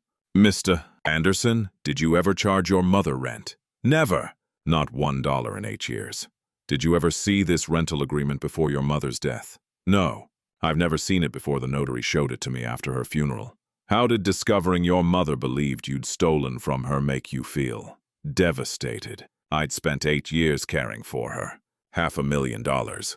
My marriage fell apart because I was so devoted to her care. And she died, believing I was a thief. That Patricia had convinced her I'd betrayed her. It's the worst betrayal I can imagine. Martinez showed Mom's journal on the screen. Read selected entries aloud. Patricia says David is taking advantage. Need to protect myself. David denies charging rent, but Patricia showed me the agreement. Why would he lie? Patricia says this is elder abuse. She's helping me see the truth. My voice nearly broke reading those. The jury was riveted. Brennan's cross-examination was aggressive. Mr. Anderson, you were angry your mother left you nothing, weren't you? I was devastated she'd been manipulated. The money was secondary. But you did contest the will. You did pursue the inheritance. I fought to expose the fraud and protect my mother's true wishes. The money came after. You and Patricia had a difficult relationship for years, didn't you? No. We had a normal relationship until she started this scheme. You've refused every plea offer. You've insisted on maximum charges. That sounds like vengeance, not justice. I met his eyes steadily. Patricia committed serious crimes against our dying mother. She deserves serious consequences. That's justice, not vengeance. Even if it destroys her life, she destroyed her own life when she chose to commit felonies. I'm just making sure there are consequences. Brennan couldn't shake me. I'd prepared for months. Every question, every angle. I held firm. After 2 days of prosecution witnesses, Rosario, Chen, the financial expert Emily, Martinez, rested her case. The evidence was overwhelming. Stacked exhibit after exhibit, document after document, testimony after testimony. The jury looked convinced, but Brennan still had his defense. Day 3. Defense case. Brennan called character witnesses for Patricia. Friends who described her as caring, devoted, generous. A financial counselor who'd worked with Patricia on her debt. Testified she'd been desperate, emotionally struggling, seeking any solution. Would you describe Patricia as calculating and manipulative? No. Desperate and scared. Then Brennan called Dennis. Dennis took the stand in his prison jumpsuit. He'd lost 30 pounds, looked older, defeated. Brennan walked him through his version of events. Mr. Carlson, did you receive $25,000 from Patricia? Yes. For legal consultations regarding estate planning. Did you help forge any documents? No. Did you help Patricia manipulate Margaret Anderson? No. I provided general legal information. That's all. Martinez's cross-examination destroyed him. Carlson, at your deposition, you invoked the Fifth Amendment when asked if you helped create the rental agreement. Why? On advice of counsel, you invoked your right against self-incrimination. That means answering would have incriminated you in a crime. What crime were you protecting yourself from if you'd done nothing wrong? Dennis's face reddened. I was advised. You were advised to plead the fifth because you knew you'd committed forgery or conspiracy. Yes or no? That's not yes or no, Mr. Carlson. I invoke the fifth. You're invoking it now. During your own defense testimony? Martinez's voice was incredulous. Your Honor, the witness cannot selectively testify only to favorable facts while refusing to answer questions that might expose his guilt. Judge Chen sustained. Mr. Carlson, you're testifying. You must answer all questions or face perjury charges. Dennis looked at Brennan desperately. Brennan looked ill. Mr. Carlson, Martinez pressed, did you help create the forged rental agreement? Long silence. The courtroom held its breath. I provided format guidance, but I didn't know Patricia would. Format guidance. You helped her create a fake legal document. She said Margaret had agreed to rent terms but never formalized them. I helped draft a template. I didn't know the signature would be forged. You're a lawyer. You know documents require authentic signatures. Did you advise Patricia on how to make the forgery look legitimate? Dennis's face crumbled. I didn't think it through. I was trying to help my wife. We were desperate. So desperate you'd commit felony forgery against your mother-in-law. I made a terrible mistake. You committed a crime. Multiple crimes. Conspiracy to commit fraud. Aiding elder abuse. Forgery. These weren't mistakes. They were deliberate choices. Yes or no? Yes. Barely audible. The courtroom erupted in murmurs. Judge Chen gavelled for silence. Dennis had just confessed to conspiracy on the stand. Martinez sat down, satisfied. Brennan tried damage control during redirect, but the harm was done. Dennis had admitted guilt. Finally, Brennan faced his crucial decision. Would Patricia testify? He called a sidebar. 10 minutes of hushed conversation with Judge Chen and Martinez. When they returned, Brennan looked defeated. Your Honor, the defense rests. We will not call Patricia Anderson Carlson to testify. The jury reacted visibly, exchanged glances. If Patricia was innocent, why wouldn't she testify? Why wouldn't she deny everything under oath? Because she couldn't. Because perjury charges would follow any lies. Because the truth was damning. Judge Chen called recess until the following morning for closing arguments. That evening, I sat with Emily in a quiet restaurant far from downtown. Dennis confessed, she said, still processing. Just confessed on the stand. Martinez backed him into a corner. He either had to lie and commit perjury, tell the truth and admit guilt, or invoke the fifth and look guilty anyway. He chose truth, and Mom didn't testify. That's her confession too, isn't it? If she had an innocent explanation, she would have given it. I nodded. We ate in silence for a while. What happens if they're convicted? Emily asked. Sentencing hearing. Judge Chen will determine prison time based on guidelines and aggravating factors. Probably 4 to 6 years each, given the severity. And if they're acquitted, then they walk free.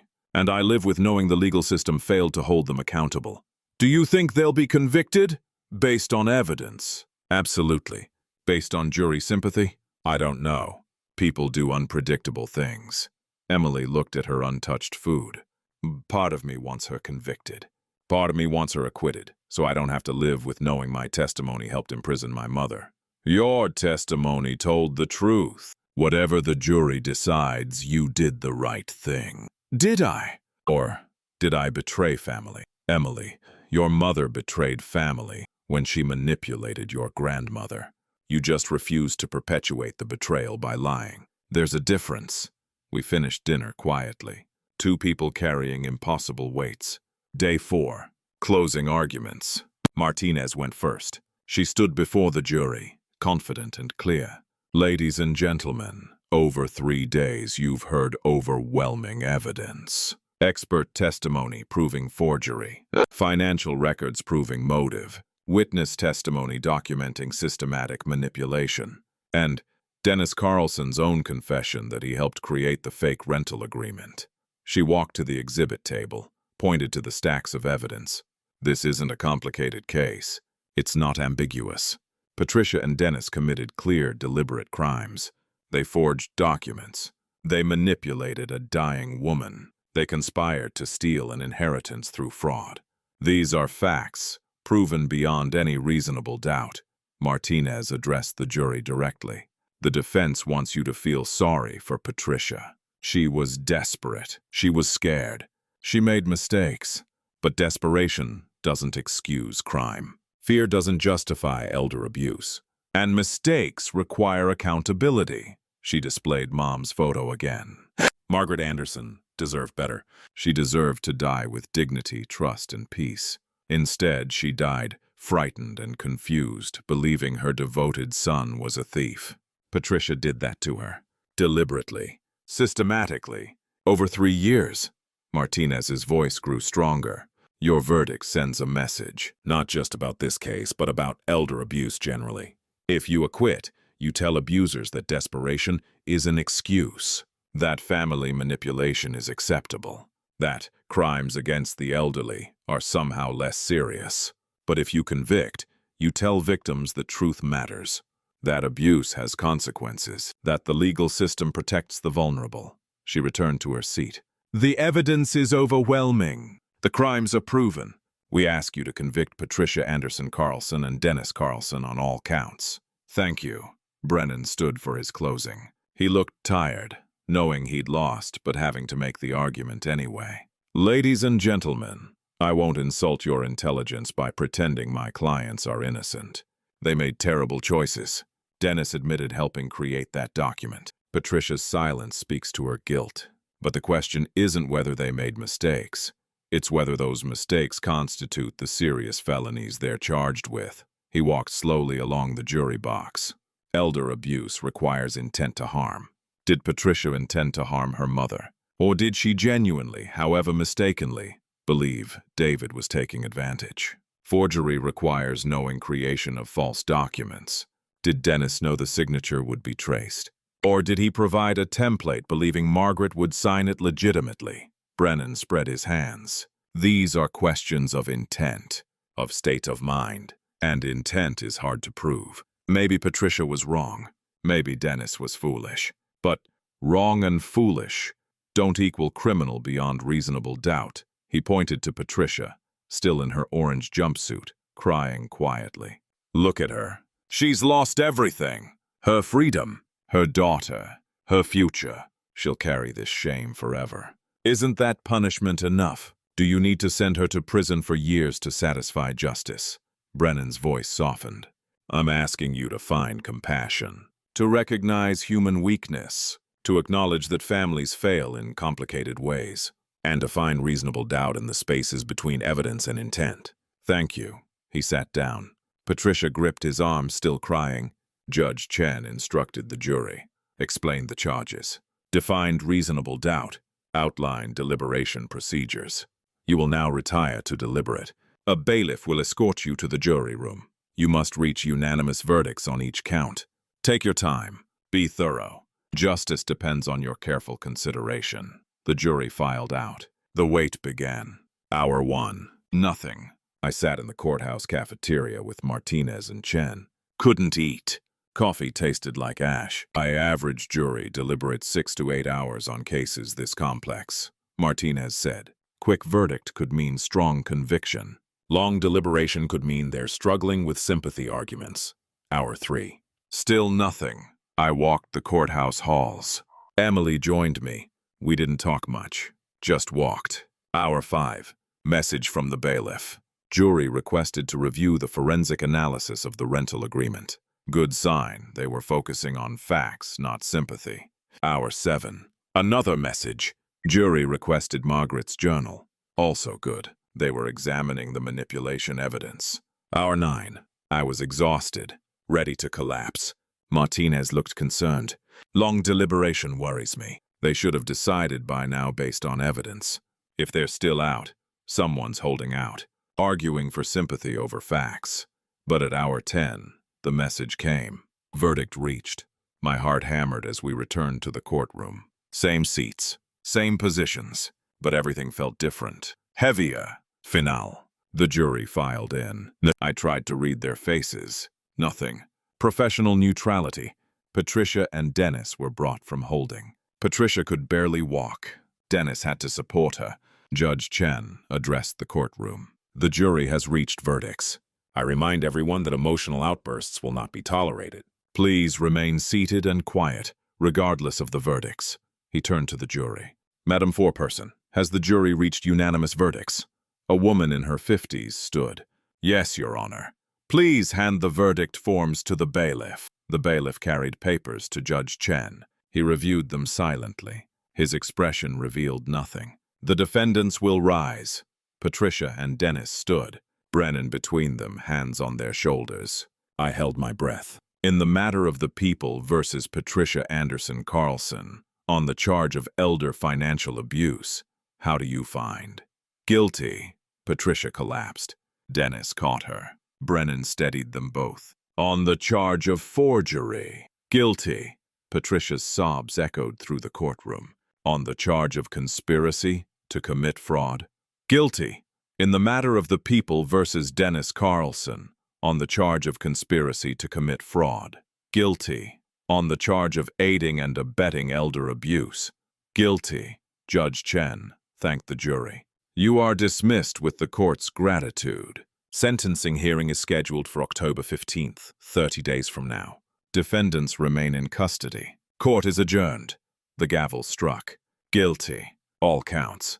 Both defendants. I sat frozen. Martinez squeezed my arm. We won. Complete victory! Emily was crying behind me, not sure if from relief or grief. Patricia had to be carried out by bailiffs, hysterical. Dennis walked in stunned silence. In the hallway, media swarmed. Mr. Anderson, how do you feel about the verdicts? Mr. Anderson, do you think justice was served? Mr. Anderson, your sister was just convicted. Any regrets? Martinez pushed through. Mr. Anderson has no comment at this time. Please respect his privacy. We made it to the parking garage. Finally alone. Emily, Martinez, Chen, and me. They were convicted, Emily said, voice shaking. My mother is going to prison. She committed crimes, I said quietly. The jury saw the evidence and decided. That's justice. Is it? Does it feel like justice? I looked at her. Honest answer. It feels like the truth finally won. That's the closest to justice we can get. October 15th. Sentencing day. The 30 days between verdict and sentencing had been strange. Quieter. The media had moved on after the convictions. The protesters disbanded. The social media arguments faded. Patricia and Dennis had been convicted felons awaiting sentencing in county jail. I was a victim awaiting closure. My practice had begun recovering. 3 former patients returned, apologizing for abandoning me. New patients scheduled consultations. People who'd followed the trial, believed in what I'd stood for. The revenue was climbing back slowly, but I felt hollowed out. Victory without satisfaction. Justice without peace. Martinez had asked me to prepare a victim impact statement for sentencing. 20 minutes to tell Judge Chen how Patricia's crimes had affected me. What I thought appropriate sentences would be. I'd written and rewritten it a dozen times. Too angry, too forgiving, too clinical, too emotional. Finally settled on simple truth. The courtroom was less crowded than during trial. No media circus. Sentencing hearings rarely drew crowds. Just the key players. Martinez and her team. Brennan looking exhausted. Emily in the gallery, face set in grim acceptance. Chen and Reeves supporting me from the benches behind. Rosario, who'd asked to attend. Patricia and Dennis were brought in. 6 weeks post-conviction had changed them further. Patricia moved like a ghost, face blank, eyes empty. Dennis looked defeated, shoulders slumped, the fight gone from him completely. Judge Chen entered. We rose, sat, the familiar ritual. We're here for sentencing in the matter of people versus Patricia Anderson Carlson and Dennis Carlson. The defendants have been convicted on all counts.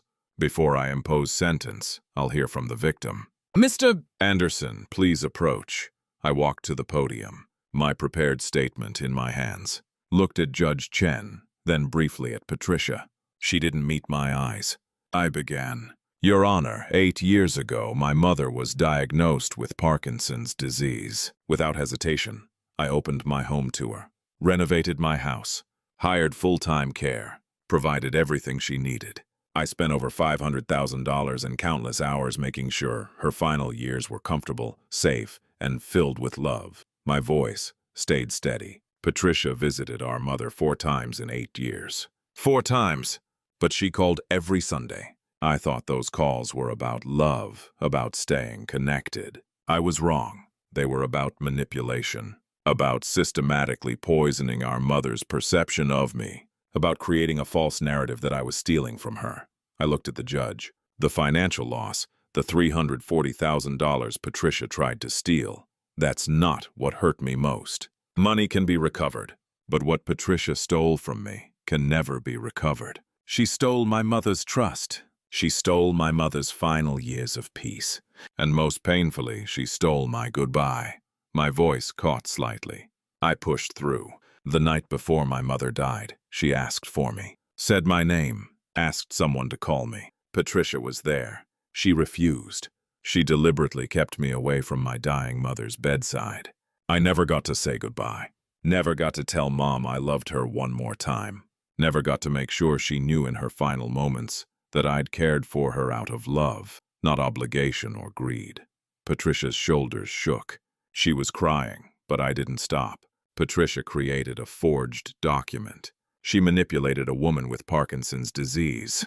She committed multiple felonies. But worse than any crime was the cruelty. Making our mother die frightened and confused. Making her believe her devoted son was a thief. That's not a mistake. That's not desperation. That's calculated malice. I looked directly at Patricia now. You destroyed our family. You destroyed Mom's peace. You destroyed the truth. And when caught, you tried to kill yourself rather than face consequences. You sent me letters violating court orders. You had supporters vandalize my home and my practice. Even after conviction, you've shown no genuine remorse, only self-pity. I turned back to Judge Chen. Your Honor, the sentencing guidelines suggest 4 to 6 years. I ask for the maximum, not because I'm vindictive, but because the crimes deserve it. Because elder abuse is serious. Because victims need to know the justice system protects them. And because Patricia and Dennis need to understand that betraying vulnerable family members has real, substantial consequences. I paused. My mother died believing lies. She deserves justice. I deserve closure.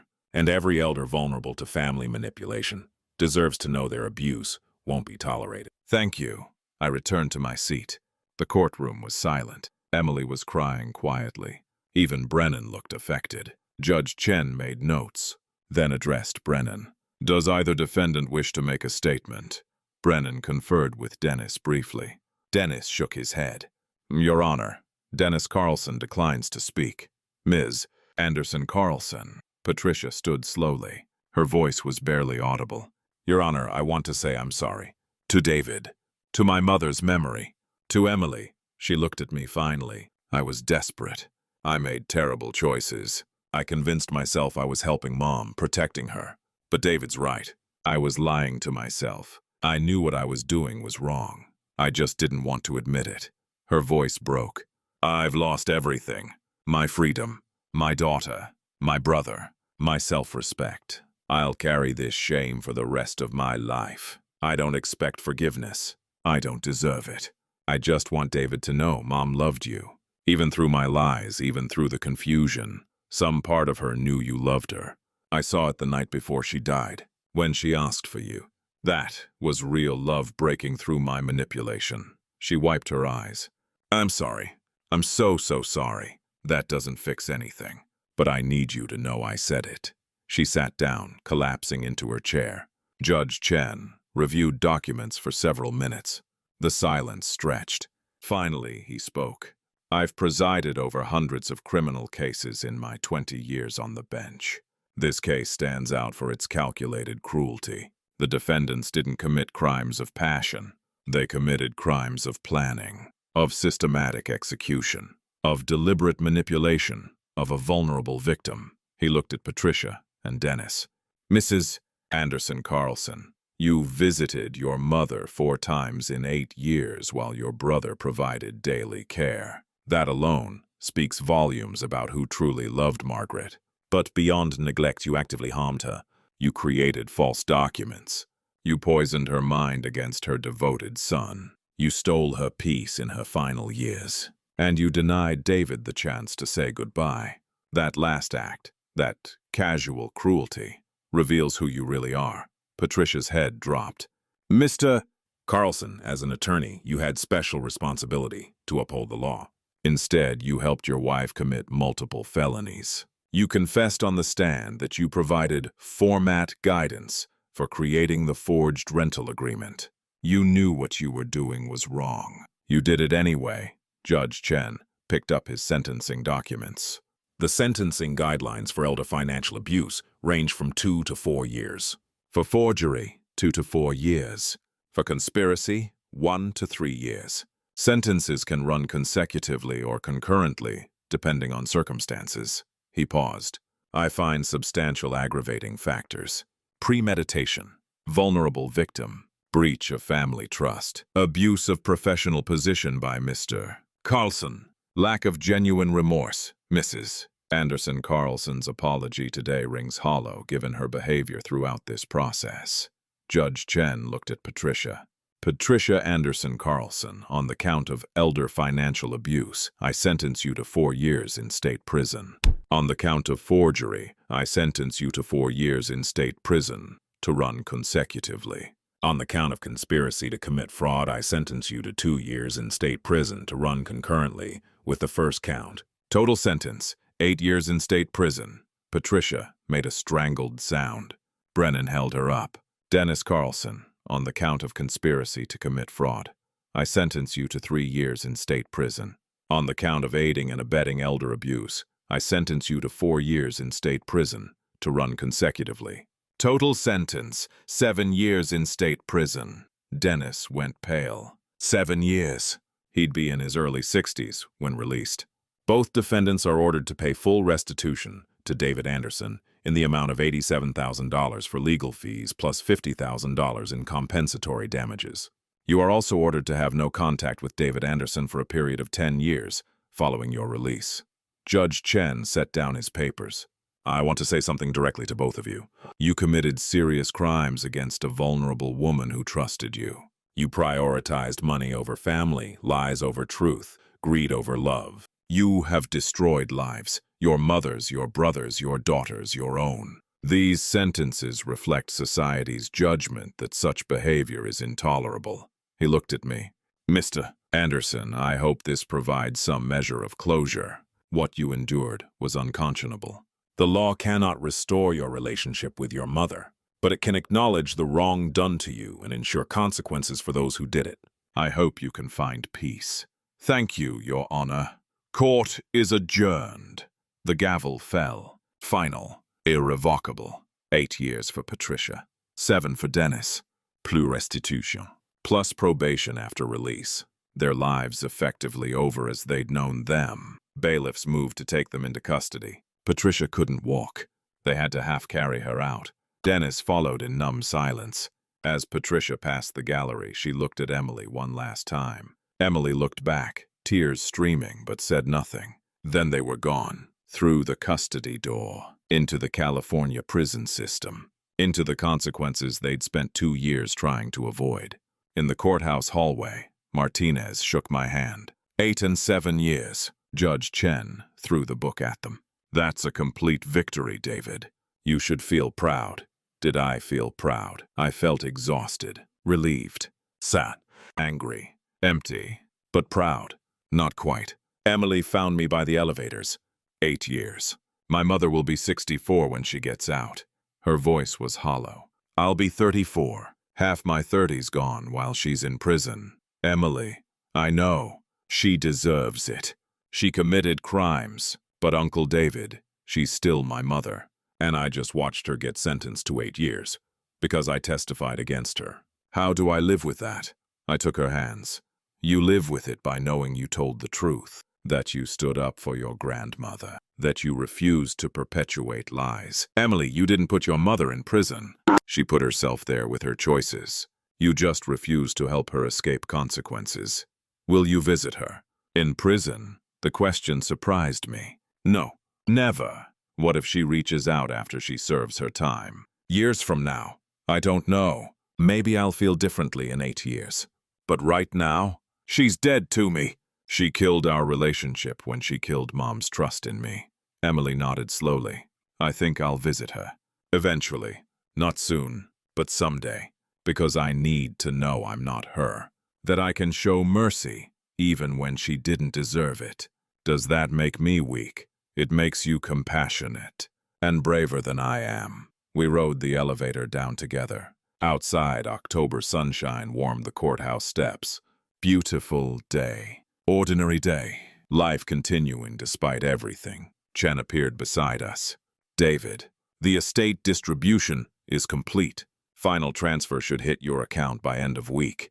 $257,000 after all fees and restitution deductions. Money I'd never wanted. Inheritance I'd fought for only to prove the fraud. Now it was real. In my account, proof of victory that felt more like ashes. Thank you, Marcus. What will you do now? Good question. What did I do now? Trial over. Convictions secured. Sentences imposed. Justice served. What came after justice? I think I'll take a vacation, I said. First time in 8 years. Maybe Italy. Or Greece. Somewhere far from courtrooms and evidence files and painful memories. Chen smiled. You've earned it. More than anyone I know. That evening, I sat on my terrace with expensive whiskey, celebrating, sort of, and watched the sunset. My phone rang. Unknown number. I almost didn't answer, but something made me pick up. Mr. Anderson, this is Carolyn Thornan, the photographer from your daughter's, from Jacqueline's wedding. The voice that had started everything. The phone call 14 months ago that had shattered my illusions and launched this entire journey. Carolyn, hello. I saw the news about the sentencing. I wanted to call and say, I'm glad. Glad justice was done. Glad you fought. I know it couldn't have been easy. It wasn't. I've thought about you often, about whether I did the right thing calling you, whether I should have just minded my business. You absolutely did the right thing. You gave me the truth. Everything else followed from that. I'm glad. She paused. This is forward of me, but would you like to get dinner sometime? Not as celebration or anything connected to the case. Just a dinner with someone who understands what you've been through. I thought about my empty house, my reduced practice, my destroyed family. The 8 years stretched ahead until Patricia was released, if I ever chose to see her again. Starting over at 61, building a new life from the ruins of the old one. I'd like that very much. We made plans for the following week. When I hung up, I felt something I hadn't felt in months. Hope, not happiness. That was too far. Not peace. That would take time. But hope that maybe eventually this chapter would close and a new one would begin. 3 months later, my practice had recovered to 80% capacity. New office manager was working out well. I'd hired an associate dentist to handle overflow. First time I'd had help in years. The work felt lighter now. Delegated. Manageable. The money from Mom's estate sat mostly untouched. I'd donated $50,000 to an elder abuse prevention nonprofit. Used $20,000 to establish a scholarship at the dental school in Mom's name. The rest sat in an investment accounts, earning interest I didn't need. Carolyn and I had been seeing each other regularly. Not serious. Neither of us was ready for serious, but comfortable. Coffee on Sundays. Dinner on Wednesdays. Someone to talk to, who understood the weight of truth-telling and its costs. Emily had visited Patricia twice. Difficult visits, she reported. Patricia was adjusting poorly to prison. Depressed. Medicated. But Emily felt better for going. Said it helped her separate her mother's crimes from her mother's humanity. I hadn't visited. Hadn't written. Maintained absolute silence. The 10-year no-contact order would expire long after Patricia's release. I didn't plan to reach out even then. Some bridges, once burned, stayed burned. Jacqueline and Samuel had divorced. I'd heard through Emily. The marriage had lasted exactly 4 months after the wedding. Just as the overheard conversation had predicted. They'd split the cash gifts as planned, each walking away with their cut of the scam. I felt nothing about it. Jacqueline was a stranger now. Whatever relationship we'd had as father and daughter had died with Mom. 6 months later, I took that vacation. 3 weeks in Italy. Rome, Florence, Venice. First real break in 9 years. I walked ancient streets, ate incredible food, stood in churches centuries old, and felt my perspective shift. My problems, Patricia's betrayal, Mom's death, the trial, were huge to me. But in the scope of history, of human experience, they were small. Millions of people had been betrayed by family. Millions had lost parents. Millions had fought for justice and paid costs for it. I wasn't unique. I was just another person navigating human complexity, making choices between comfort and truth, deciding what mattered enough to fight for. In a cafe in Rome, I wrote a letter to Mom. Never sent, how could I? But writing it helped. Dear Mom, I fought for you, for your memory, for the truth about who really loved you. I won. Patricia is in prison. Dennis, too. The legal system acknowledged what they did to you. But winning didn't bring you back. Didn't restore your trust. Didn't give me our goodbye. I'm learning to accept that some losses are permanent. Some damage can't be undone. Justice doesn't equal restoration, but it does equal something. It equals acknowledgement. Truth recorded. Lies exposed. Consequences delivered. That has to be enough. Because it's all I've got. I love you. I always did. I hope somewhere, somehow you know that now. David, I left the letter in the cafe. Symbolic release, letting go of what I couldn't change. 1 year later, October, anniversary of the sentencing. I thought about marking it somehow, visiting Mom's grave, raising a toast, acknowledging the milestone. Instead, I went to work, saw patients, had dinner with Carolyn, lived a normal day, because that was the victory, ultimately. Not the convictions or sentences, but the ability to live normally again. To not be consumed by the fight, to build something new from what remained. My practice was at 95% capacity. Revenue exceeded pretrial levels. Reputation restored locally. I'd even been interviewed by a dental journal about balancing personal crises with professional excellence. Emily was thriving. New job in tech. New relationship with a good guy. She visited Patricia quarterly, maintained connection without enabling. She'd found balance I couldn't manage. I admired her for it. Carolyn and I had grown closer. Not living together, we both valued independence, but exclusive, committed, planning a future. She was the first person I'd let truly see me since Jennifer. The first person who understood that being wounded didn't mean being weak. 2 years later, I received a letter. Prison mail, Patricia's handwriting. I stared at the envelope for 3 days before opening it. Violated the no-contact order, technically, but I doubted anyone would enforce it over a letter I'd received. Not solicited. Finally, I opened it. David, I know I'm not supposed to contact you. I'm breaking rules writing this, but I need you to know some things before I lose the courage. I've spent 2 years in prison thinking about what I did. Not just the legal crimes, but the moral ones. The cruelty, the lies, the betrayal of someone who only showed me generosity. You lent me money twice, $25,000, then $15,000. I never repaid you, never intended to. I used that money, your money, to pay Dennis, to help destroy you in Mom's eyes. That level of betrayal, I can't comprehend who I was. Mom did ask for you that last night. She said your name 3 times. I didn't call you because I was afraid. Afraid you'd arrive and she'd remember the truth. That she'd loved you and I'd poisoned that love with lies. I wanted her last moments to be spent believing my version of reality. That's unforgivable. I know that. I'm not asking forgiveness. I just need you to know that I see it now. The magnitude of what I stole from both of you. And I'm sorry. Truly, devastatingly sorry. Emily visits. She tells me about your life. Your practice recovering. Your relationship with Carolyn. I'm glad. You deserve happiness. You deserved it all along. I'll be eligible for parole in 3 more years. I'll serve every day I'm required to serve. When I get out, I won't contact you. I'll respect the no-contact order and your wishes beyond that. You'll never hear from me again unless you reach out first. I'm sorry for everything. I hope someday, years from now, you can think of me without hatred. Not forgiveness. I don't deserve that.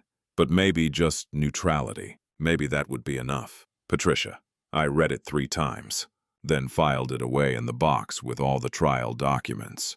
Evidence of a journey completed. Did I forgive her? No. Did I hate her? Not anymore. Hate required energy I'd rather spend elsewhere. Neutrality. Maybe Patricia was right. Maybe that was enough. 3 years later, I married Carolyn in a small ceremony. 20 guests. Emily was there beaming. Chen and Reeves. Rosario, who'd become a friend. My dental school classmates. Carolyn's photographer colleagues. No family beyond Emily. Mom was gone. Patricia was in prison with 2 more years to serve. Jacqueline hadn't been invited. We hadn't spoken in 4 years. But the ceremony was joyful, intimate, real. We honeymooned in Greece, walked beaches, explored ruins, talked about the future. Children weren't possible at our ages, but we discussed travel, work, legacy, how to spend the years we had left making meaning from everything we'd survived. Do you regret it? Carolyn asked one evening on a Santorini terrace. Fighting your sister, pursuing the criminal case, everything you lost in the process. I thought carefully. I regret that it was necessary. I regret that Patricia made choices that forced me to choose between justice and comfort. But I don't regret my choice. I chose truth over peace. That cost me plenty, but I can live with myself. If I'd let her walk away without consequences, I couldn't have. What about your mother? The goodbye you lost. That's the wound that won't heal. But the trial didn't create that wound. Patricia did when she refused to call me. The trial just exposed it. Made it official. Carolyn took my hand. You're a good man who was put in an impossible position. You chose the hard right over the easy wrong. Not everyone would have. Not everyone should have to. No, but you did. And you survived it. That's worth something. 5 years later, Patricia was released from prison, served 5 years of her 8-year sentence due to good behavior and prison overcrowding. I heard through Emily. Patricia had moved to Oregon, far from California and memories. Working as a receptionist, her felony record barred her from most professional work. Living in a small apartment alone, Dennis had been released 6 months earlier, served 4 years of his 7-year sentence. They'd divorced in prison. Emily had visited her the day she was released. Reported that Patricia looked old, tired, broken. A woman who'd paid dearly for her crimes and would continue paying in restricted employment, felon status, destroyed relationships. She asked about you, Emily told me over lunch. Asked if you'd ever consider talking to her. I said I didn't know, that you'd moved on with your life. That's accurate. Would you ever talk to her? I considered it. 5 years of freedom to gain perspective. Patricia had served time, lost everything, lived with consequences. I don't think so. What would we talk about? The past is done. We have no future relationship. Talking would just reopen wounds for both of us. She knows that. She said if you're happy, that's enough. She doesn't need forgiveness, just knowing you're okay. Then tell her I'm okay. Better than okay. Married. Practice successful. Life rebuilt. She can have that peace. Emily nodded. That's generous. It's honest. I don't wish her continued suffering. I just don't want her in my life. 7 years later. I'm 68 now. Thinking about retirement. The practice is successful enough to sell to my associate for a good price. Carolyn and I want to travel more, volunteer more, enjoy the time we have left. Mom would be 91 if she were alive. Instead, she's been gone 8 years. I visit her grave quarterly. Bring flowers. Sit with her. Tell her about my life. I've made peace with what happened, mostly. The grief has faded to a dull ache rather than sharp pain. The anger has dissolved into acceptance. Patricia made choices. I made choices. The legal system judged. Justice was done. Not perfect justice. That doesn't exist. But human justice. Flawed but real. I don't know what Patricia's doing now. Emily sees her occasionally, reports that she's stable, surviving, accepting her limited life. She never remarried, never moved back to California, lives quietly in a kind of self-imposed exile. That's her choice. Her path. I don't judge it or celebrate it. It simply is. As for me, I have Carolyn. I have work I love. I have friends like Chen and Reeves. I have Emily, who calls me Uncle David but feels more like a daughter. I have peace, Hard-won, expensive, but real. Epilogue. On Mom's grave, the stone reads, Margaret Anderson, 1940-2024, beloved mother. Simple. True.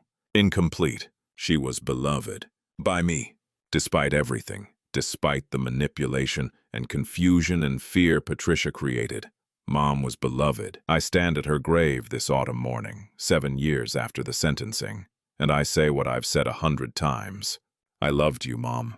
I hope you know that now. Wherever you are, whatever consciousness remains, I hope the truth reached you. That you understand I never took anything. I only gave. I gave everything I had because you were my mother and I loved you. The ocean breeze carries my words away. No response comes. Just bird song and distant traffic and the eternal rhythm of waves beyond the cemetery. That has to be enough. Because justice isn't restoration. It's not resurrection. It's not healing, though it allows healing to begin. Justice is truth acknowledged. Wrongs named. Consequences delivered. The official record stating clearly, this happened, this was wrong, accountability was demanded and achieved. I fought for that. I sacrificed for that. I lost patience, money, peace, family connections. Years of my life to that fight. Was it worth it? I look at Mom's grave. Think about her final years, poisoned by Patricia's lies.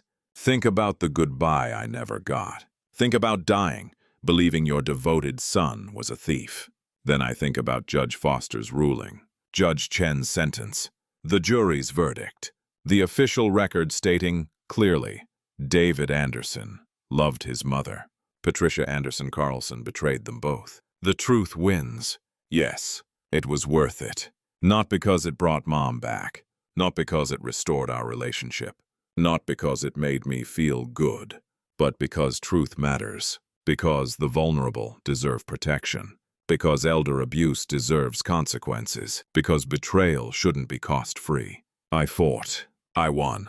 I survived. I rebuilt. That's enough. I place white roses on Mom's grave, her favorite, and walk back to my truck. Carolyn is waiting at home. We're having dinner with Emily and her fiancé tonight. Tomorrow I'm interviewing potential buyers for my practice. Next month we're taking a trip to New Zealand. Life continues. New chapters begin. Old wounds scar over. And somewhere in Oregon, Patricia lives with the consequences of choosing money over family, lies over truth, greed over love. Her life is smaller now. Harder. Forever marked by felony convictions and broken relationships. But she's alive. She has a chance to build something new, however limited, more than she deserved, more than she gave Mom. But mercy isn't about deserving. It's about being better than the people who wronged you, about choosing not to become what you fought against. I didn't forgive Patricia. Probably never will. But I released her. Stopped letting her crimes define my life. Stopped measuring my days by anger and grief. That's its own kind of freedom. As I drive home through San Diego streets, I think about all the victims who don't fight, who accept abuse because fighting seems too hard, too expensive, too destructive. I want them to know fighting is hard, but it's possible. And sometimes it's necessary, not for revenge, not for money, but for truth, for dignity, for the official acknowledgement that you were wronged and that wrong had consequences. That's what I fought for. That's what I won. And 7 years later, living in the house I reclaimed, with a woman I love, building a future, free from lies, I'd do it all again. If you found this story meaningful, please like this video, subscribe to the channel, and share your thoughts in the comments below. Have you experienced family betrayal? How did you handle it? Your stories matter. For more stories about justice, family, and standing up for what's right, click the video on the left. Thank you for listening to this journey. Remember, you're never wrong to fight for truth, even when it costs you everything.